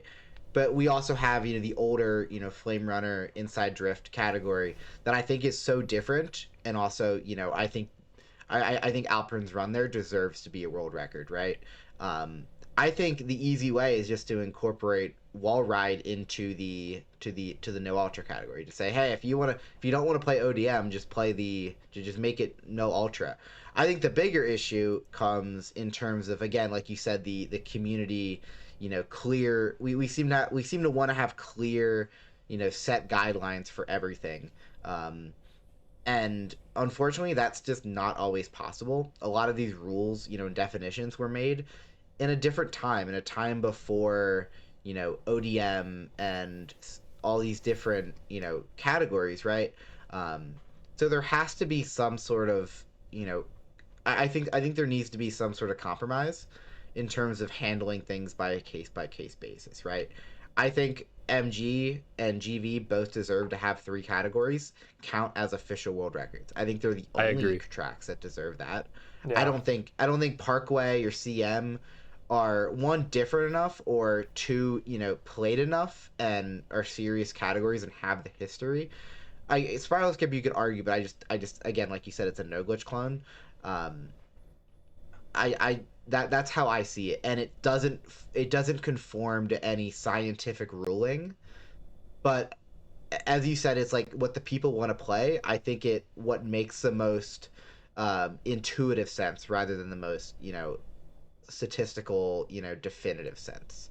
Yeah, and it's like, who decided that in the first place that wall ride is banned? Like this is wall ride being banned from no shortcut is just as arbitrary. It's just that it was decided over a decade ago. And that's really the only thing that separates it from trying to create a new arbitrary category in 2026 to protect how the community has played in the past, rather than just having something that happened at the time. Because again, like Matt brought up, like it was really tough. Like the transition to ODB was super fast. I mean, I remember in BT, I was telling you guys, maybe I should have been careful what I wished for, but I'm like, dude, this dude Flam Bam, like he's cooking, like this can do it. And you guys were all like, there's no chance. And I mean, for a while it looked like right. that. And then it was like a 2-week period and it happened. And it's like 3 seconds faster than Alperin. And we're like, oh my gosh. And there was just like, and I totally agree, like you can't tell him that, no, your category doesn't count because we don't want to play the track this way. But I just think there has to be some compromise where you don't lose an entire like no glitch category that it took years for MG to catch up, because like it had the ultra early in its history and it was really weak in the WFC era, because it's like your WFC leaderboards don't reflect no glitch, so nobody cared about it. But I just think like for the integrity of things like total time AF, I don't really think it's fair to players who are competing for something like that, if they're just competing for no shortcut, to have to deal with something so disruptive to like how most every other track is played. And I don't really see a problem with these things being arbitrary and like kind of like in a way respecting what the community as a whole probably wants to play. So, and again, there is a middle ground. Like we can still respect these other categories. We can just move them out of no glitch and create more categories so we can have the opportunity to play things like MG no glitch and MG outside drift bike and MG glitch. So obviously I don't know what to do with wall ride and making it no ultra. Again, we're gonna have to make decisions if that's to happen, but Yeah, I think people are just scared of focusing on the innovation. wrong ways there. I think We're people, throwing- including you, are just scared of like, oh my gosh, like, oh no, my category. Like, just play Flame Runner if you want to play Flame Runner. Like, just because like just because people think that like the new faster thing is like ass doesn't mean that we can't like that we should like discount it. Like, if this came out in 2010, like this would just be allowed and no one would give a shit. But because it came out so much later, like we already have the like no one's taking away from like the old times when people like when Alperin got like the crazy 140.3 like with the fastest strats at the time. It's like no one can take that away from him, that's what he had. And it's like if people want to play at that high of a level after the new strats came out without the new fastest combos, like that's their choice to make, and people can respect it however they want. But I think it's crazy to say that like we should like snatch Flam's, I guess Flam doesn't have record anymore, it's literally Alperin, but like we're gonna snatch Flam's chain like because we don't want to play like that. Like we're that's not. kind of... We're giving him a record. What are you talking? Like you're saying Alperin didn't lose anything because MG like got switched over. He lost the chance to have a historic record because we were playing the game by a different is that rule. like strategies just like there are new strategies that come out like nobody competed with him because like, are we gonna ban the mini turbo over the thing because Luke's reign is in jeopardy on RBC? Like that's the shit that we're saying. No, it's not. I think, no, we're not. Nate, you have to understand that, like, you know, we're throwing a rock at a hornet's nest here. People are gonna be mad about whatever opinions we have. People are gonna have a lot of different opinions on this. We can already see that from, you know, how we're talking about it right now. But like, I don't know. I just think, you know, the Tassers came up with this before RTA and Flam specifically, you know, came to it. Tassers put it as a no ultra strategy. I feel weird about it being a no glitch strategy as a result. I mean, right now, the no glitch TAS is slower than the no glitch RTA record as a result of this. I mean, I disagree with the TAS. So I think we should be deferring to the Tassers here. I just think you comparing like the new RBC strat to the ODM switch on MG is just so absolutely egregious. Yeah. I mean, it's just like I could come up with a hypothetical, or I could like look at other records to like see. Let's see it.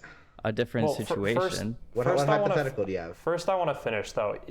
You said it wasn't like harming Alperin. Alperin lost the chance to have other people compete. I with never him said on it didn't MG. harm Alperin. I said I was just saying like, are you snatching? I said, are you snatching Flam's chain? It's like I'm just saying like no. Oh, that's okay. Okay. What I meant by that was I just like went. I said Flam because he's like the guy that did the whole thing. But I like went to remind myself who had the record on MG, and I was like, oh, it's Alperin. So like I can't say he's snatching Alperin's chain because Alperin has both categories. Like that's just happened. Like I'm not saying that, oh, no one's hurt. I'm just saying like it just happened that Alperin, if Bickbork had MG record, I would have said they snatched Bickbork's chain. Like that's not what I was implying. I wasn't implying that like no one was hurt. Like what? Well, what you said was that it didn't take away anything from the no glitch record from the original inside drift bike record that was set, and which he is lost initially the opportunity to when that was set at the with time. anyone else ever again. Well, you could say that about any new strat ever. But like, oh my god, a new strat came out on a track. Like, are you gonna like are we gonna make like imagine if we made WGM like no Mickey Mouse the main category just because to respect 0.5, like to respect Vincent 0.5.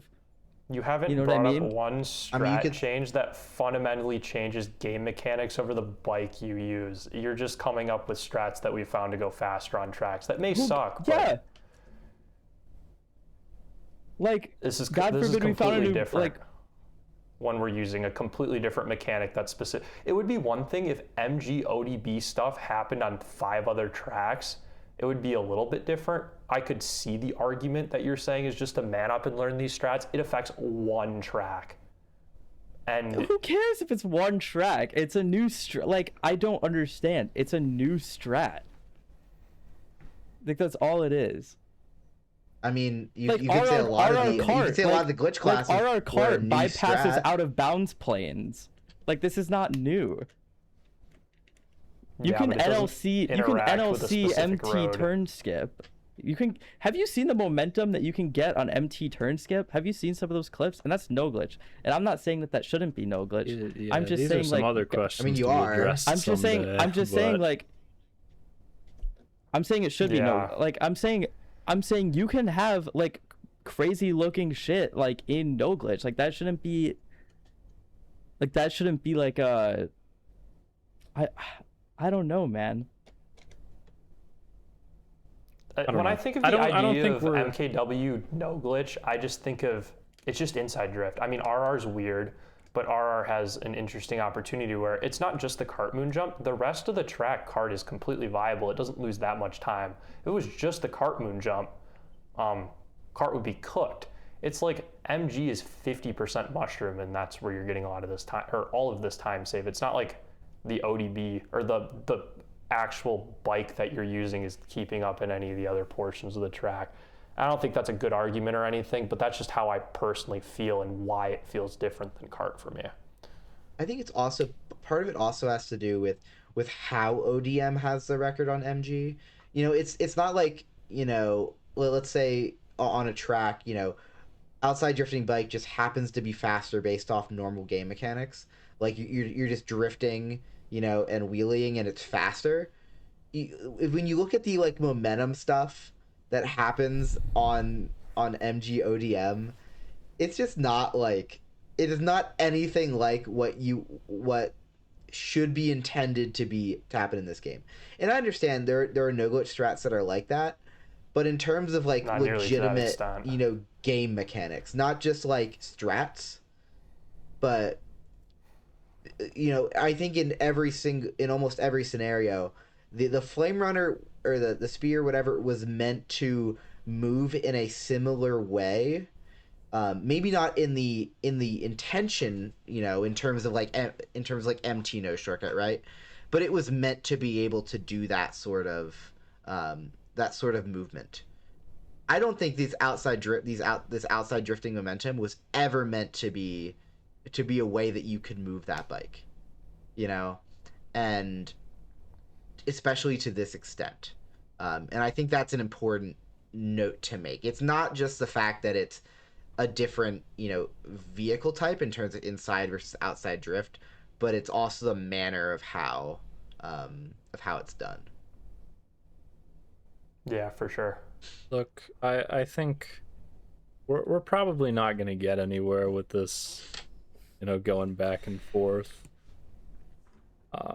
It's fun though. It's enjoyable. This is the content that people want to see. Yeah, I hope people stick around for the end because I think the fireworks are definitely the best part of this episode. You know, people might want to see a little bit of this. I don't know if they want to see this go on for another 30 minutes. That's totally fair though too. Something I do want to mention though, how this started was we were talking about MKWii leaderboards. Mm-hmm. And I feel we immediately moved on to MK World Records, and we didn't give out, you know, the developments it just said. So I just want to say a quick thing. You know, it's a really cool website. There's a beta out now if you go into the time trial server. It's a pretty cool website. You know, with a lot of cool things planned. I like some of the design changes that have been made. And also, you know, shout outs to Will just for overall the things he's been doing, you know, in the community recently, with the Twitter account. You know, I know he's done some shout outs for our episodes, which has been cool to see. We're very thankful. Greatly appreciated. Greatly appreciated. But just overall, just putting more eyes on the game and creating the tools that, you know, are needed to, you know, keep the game alive and push it further, and to make sure that's stated right, because that's I think an important development, and it's really been needed. No, I really hope we can continue all this momentum though with, especially, I mean, I'm not on Twitter or anything, so I'm not like seeing how much like impact these tweets are having, but I really do hope it's just building momentum within time trials to just get people into the game, bring awareness to all the awesome things that are happening within the game. So I'm very happy to see all of what you've been able to do, Will.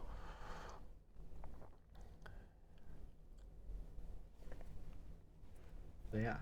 Alrighty. Sorry, I didn't mean to break up that great MG discussion, right? No. It needed No, to be over. it was You're right. that discussion was done. Like I said all my points, and like you weren't like, Yeah. and there's nothing more I could have said. There's nothing more you could have said either to me. Like I mean, it was kind of over. It's and that's the thing. There's not a clear answer, right? I completely understand what you're saying, Nate, and like, you know, I in some aspects, you know, I can agree with the methods you're using, right? But I think it's like, at the end of the day, it's just agree to disagree, right? And yeah, it's like, you know, as it's a like community, we have to decide how to move forward. But and you know, but there, we also, I think another thing, you know, we can get to this in a future episode, is that we don't necessarily have the systems in place to make those changes, right? We also how the pause buffer debacle went. You know, Oh, it's still going, man.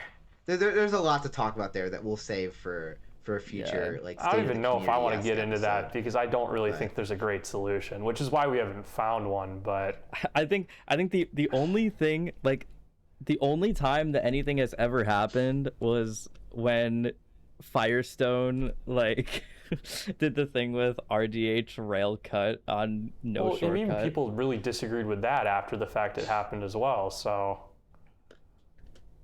yeah, because didn't he set a time that like beat Logan's run like with the rail, and then retroactively was like, guys, this should be record. Like, didn't he beat it first without it, and then beat He beat it when Liam's record first without it. Yeah, okay, that's my what bad, Firestone. Don't come for me. He wanted to make sure that he was doing it just. Yeah, and then he Firestone, don't come for me. that. It came back to me. You guys are right. I remember now. But yeah, no, I didn't want to like I didn't intend to completely derail the MKWL there. I really just wanted to talk about that, because that's been bugging me for the past 2 years, and I did hear that there were discussions of that. So that's all I'll say. But yeah, no, it is important. And again, I think the reason why there isn't like a great mechanism for making greater community decisions is because it really is. It's so hard to be able to like try to weigh everyone's opinion differently, like try to adjust for how much you think someone's opinion should count.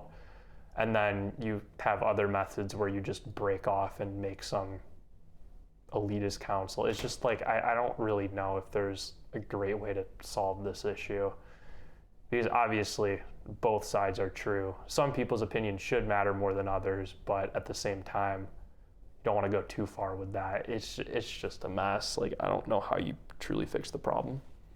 I think the important takeaway from today is that we have some discussions about this in the community.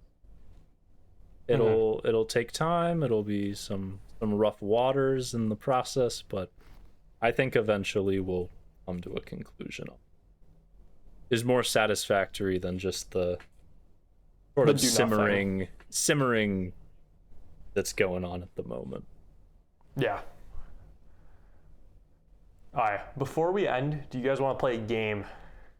Let's play a game. Yeah, let's Okay. play a game. How many? Okay. We'll go combined. You can just however you want to define it. How many Canadians do you think you can name that are better than Woomy? I mean, zero, obviously. Like, what are we everybody talking about? Everybody can give a number, and whoever's the highest got to go for it. Oh, we're not gonna like go in order of like. No. Just.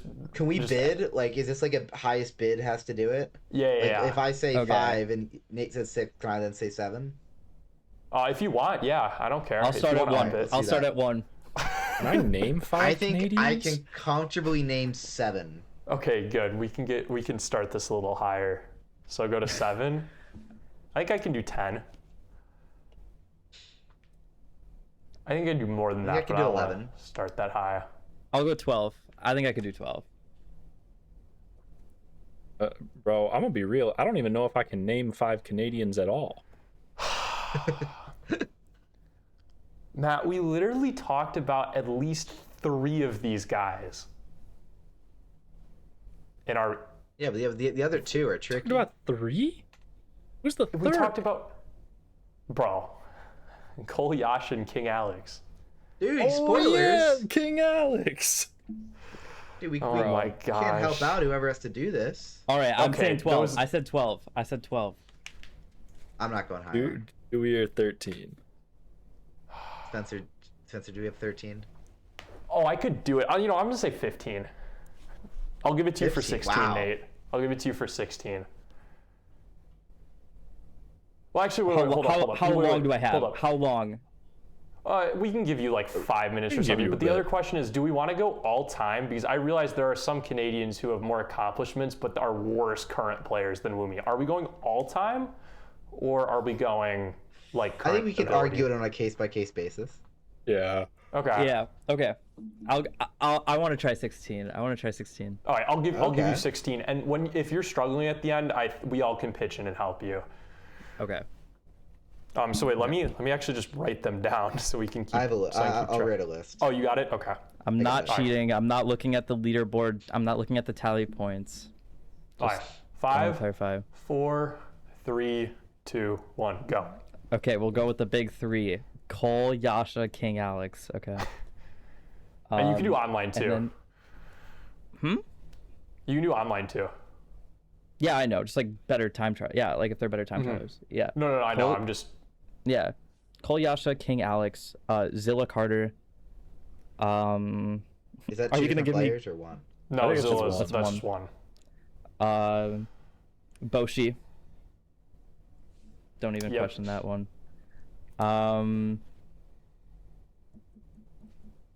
Are you gonna give me Street Drop? No. No. I'm sorry, Street. Can you give me Zestos? Well, when I framed the question, I was thinking like if their online ability just outweighs Wumi's TT ability, that's what I was thinking of. So yeah, I'd give you Zesty. Okay. You're not gonna give me Goober. There's no way he's not gonna. What? Yeah, I'm gonna give you Goober. Goober? He's Yeah, just because again, not- he's not a better TTer than Wumi, but his online peak is higher than Wumi's TT peak. Okay, but he's just like not Canadian. His Goober. Oh yeah, he's American. Never mind. yeah, he was like Okay. eligible, but it was bullshit. Yeah. Okay. Yeah. If you want to, he's a better player, but if you want to say he's not. Yeah. Canadian, then- Okay. Nuke. got you. You're at 6. 7. Saga. No. You don't have to give me Saga. What's you don't Saga's want- I don't give you time Saga. sheet? You don't give me Saga. You know, two of the best 200cc players of the day, though. They might be tied. Actually, I think they're just a For tie. Wumi and Saga, Wumi and Saga. Wumi running in D9 would Sorry. be cinema. we need to see this happen. Saga's gonna watch this, guys. we're just going on. I'm just going on Saga today. Wumi's MG time is cracked though. It's probably better than Saga's CM time. What does Saga have on CM? Some 156. I don't know exactly what it Oh. is. I thought that was Depending a on 200 what it time. is, it could be better or worse. Okay. Let's see. The time is. Oh, it's a 0.6. 686. 156.6. Yeah. That's close enough. I mean, Wumi that's- doesn't even use the viable combo, guys. Okay. No, I'm Pack it kidding. up. No, I'm just kidding. Yeah. So how many people am I at? You are at 7. Okay. Give me Brisk. Give me Hayden Cove. I'm not gonna say Noah. Don't worry. Give me Tricks. You're missing a couple big hitters. Yeah, Yeah. I can think of a couple.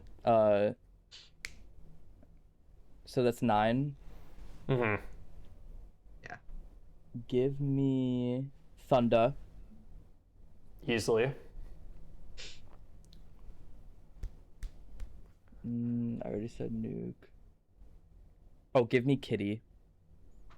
Oh. What? Are we being serious? No, give me The Kitty. the nasty Do we give man him the nasty tags. man? I think out of respect for Wumi, I'm gonna say no. What? Kitty? Wumi did not diddle no kids. Free my boy.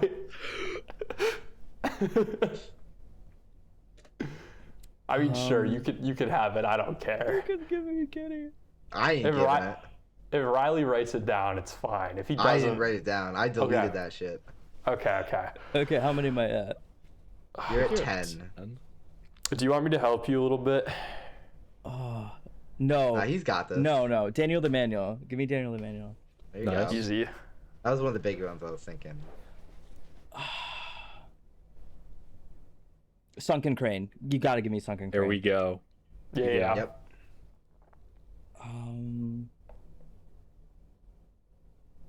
Oh, Jas. Yeah, Yep. that's embarrassing. You're missing one other guy in his profile. Well, online profile.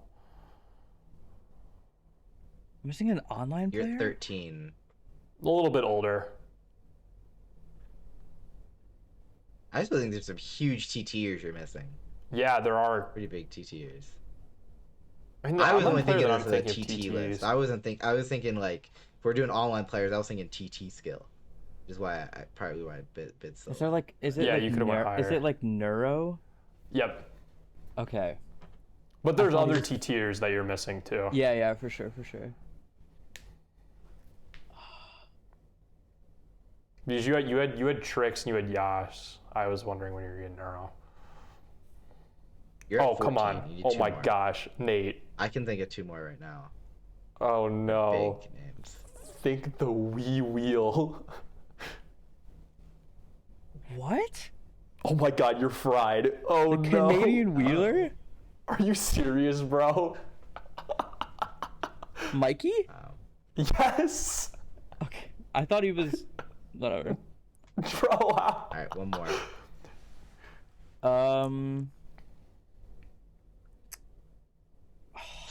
Okay, I'm at 14. 13? Mm-hmm.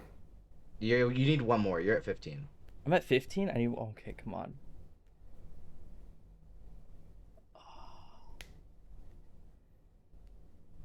Would I give you You this got this. guy? I'll give you 30 more seconds. I think after this we should rapid fire as many names as we have. And Yeah, you're not we giving should- me yeah. Kitty. And you're not giving me Kitty. Nope. No, Okay. no. Did you give me Saga?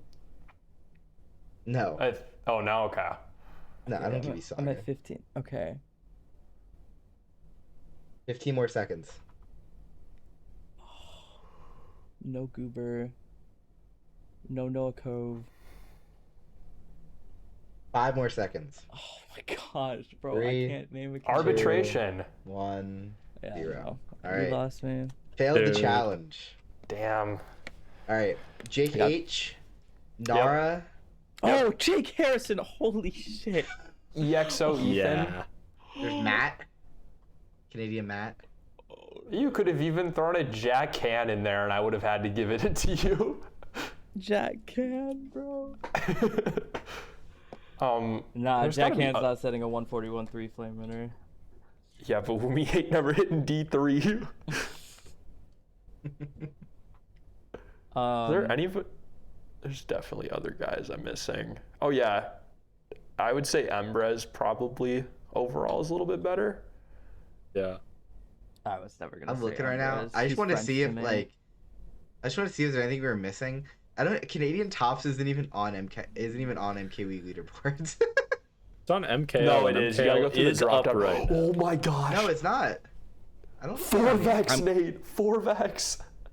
Oh, four all Vex, time you okay, had to man. give me 4 Vex. I mean, if you didn't give me Kitty, you can't give me 4 Vex. We're not giving you Kitty for in-game related reasons, bro. This is off the In-game? court. This is off the court. Yeah. You did not No, give me Kitty for outside- in-game reasons. For non-in-game reasons. Yeah. Yeah, I'm saying You misstated that. y'all know Oh, my about bad, my bad. 4 Vex. Like, Well, yeah, but that's less known. Okay, maybe we shouldn't give you 4 Vex. I forgot about that. I was I gonna don't even say, know what we're talking about right I was gonna say I mean, I'm not. Don't- I don't know. I'm not gonna power scale these, but like, guys. Don't worry about hydration. It was my memory's I'm not not worried very about it. fresh. Bro, my power God, I finally scaling scrolled down to 4 Vex Woomy. and Kitty, bro. Give me Zach Rob. dude, these Oh, Sergeant guy. Oh my God. Dash Sergeant QC. guy. Isaac. Yeah, Jake Well, Harrison actually, I was don't a know about horrible miss. Soda Light. How about Soda Light? So is Nara. Those are bad misses. I suppose no Canadian cripple. Yeah, not at this I point. forgot that he even dude, was Fox a Mexican Canadian or was he American? I thought a Mexican meant like American and Mexican. Nah, he was Okay. he was American. He was American. Okay. I don't know if I'd give you him, but I was just, that's a name that I thought of Canadian cripple and him at the same time, or when you said that. No, Jake is such a bad miss. He's literally the number one Canadian on total. Sparkster clears him. Sparkster and Artie. How did I get Ethan and not Artie? Yeah, I should have That been thinking was- of the World Cup team more. That Was my sucks, mistake. man. Yeah. Well, I thought you would go there when you went for tricks, and I thought you. I'm missing old Canadian online players too, like the 2017 World Cup team. Like, there's definitely 5 names on there. Are you giving me Mr. Byrne? Mr. Byrne, I think I Dude, might have yes. to. Yeah, I'm giving you Mr. Byrne. A world record? Oh yeah. What a legend. Who is the worst Canadian world record holder? I mean, we should end this soon, but let's figure this out. Yeah, this is the final. This is our final. This is our final challenge. Can we find the worst Canadian record holder? Nara. No, Nara's at 1. No, Is Mr. anyone- Byrne. Are there any other Canadian? Who other Canadians are at 1?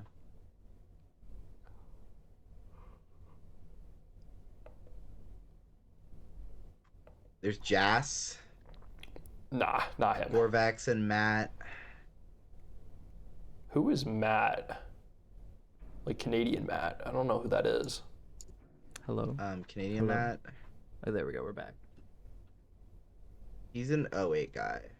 He had like 2 early GV records. Oh, it's got to be him then. He's even worse than Mr. Byrne. Dude, he low key cracked at Super Circuit though. I don't think Mr. Byrne ever had a Man. record. Who is He had Carter? 3,000. He had 4,000 day records in Super Circuit. Okay. Wait, RKB1 5 lap? Question mark? What? Yeah. And flap. Yeah. Dude, it took Shock until 2015 to get this record. Yeah. He was nutty. What the fuck? He was. He was kind of that guy. Dude, look at these world record stats. 32, 15 uniques, 8K duration. Like, these are generational numbers in Mario Kart Wii. And it's just Ooh, there's Super Kenza. Circuit.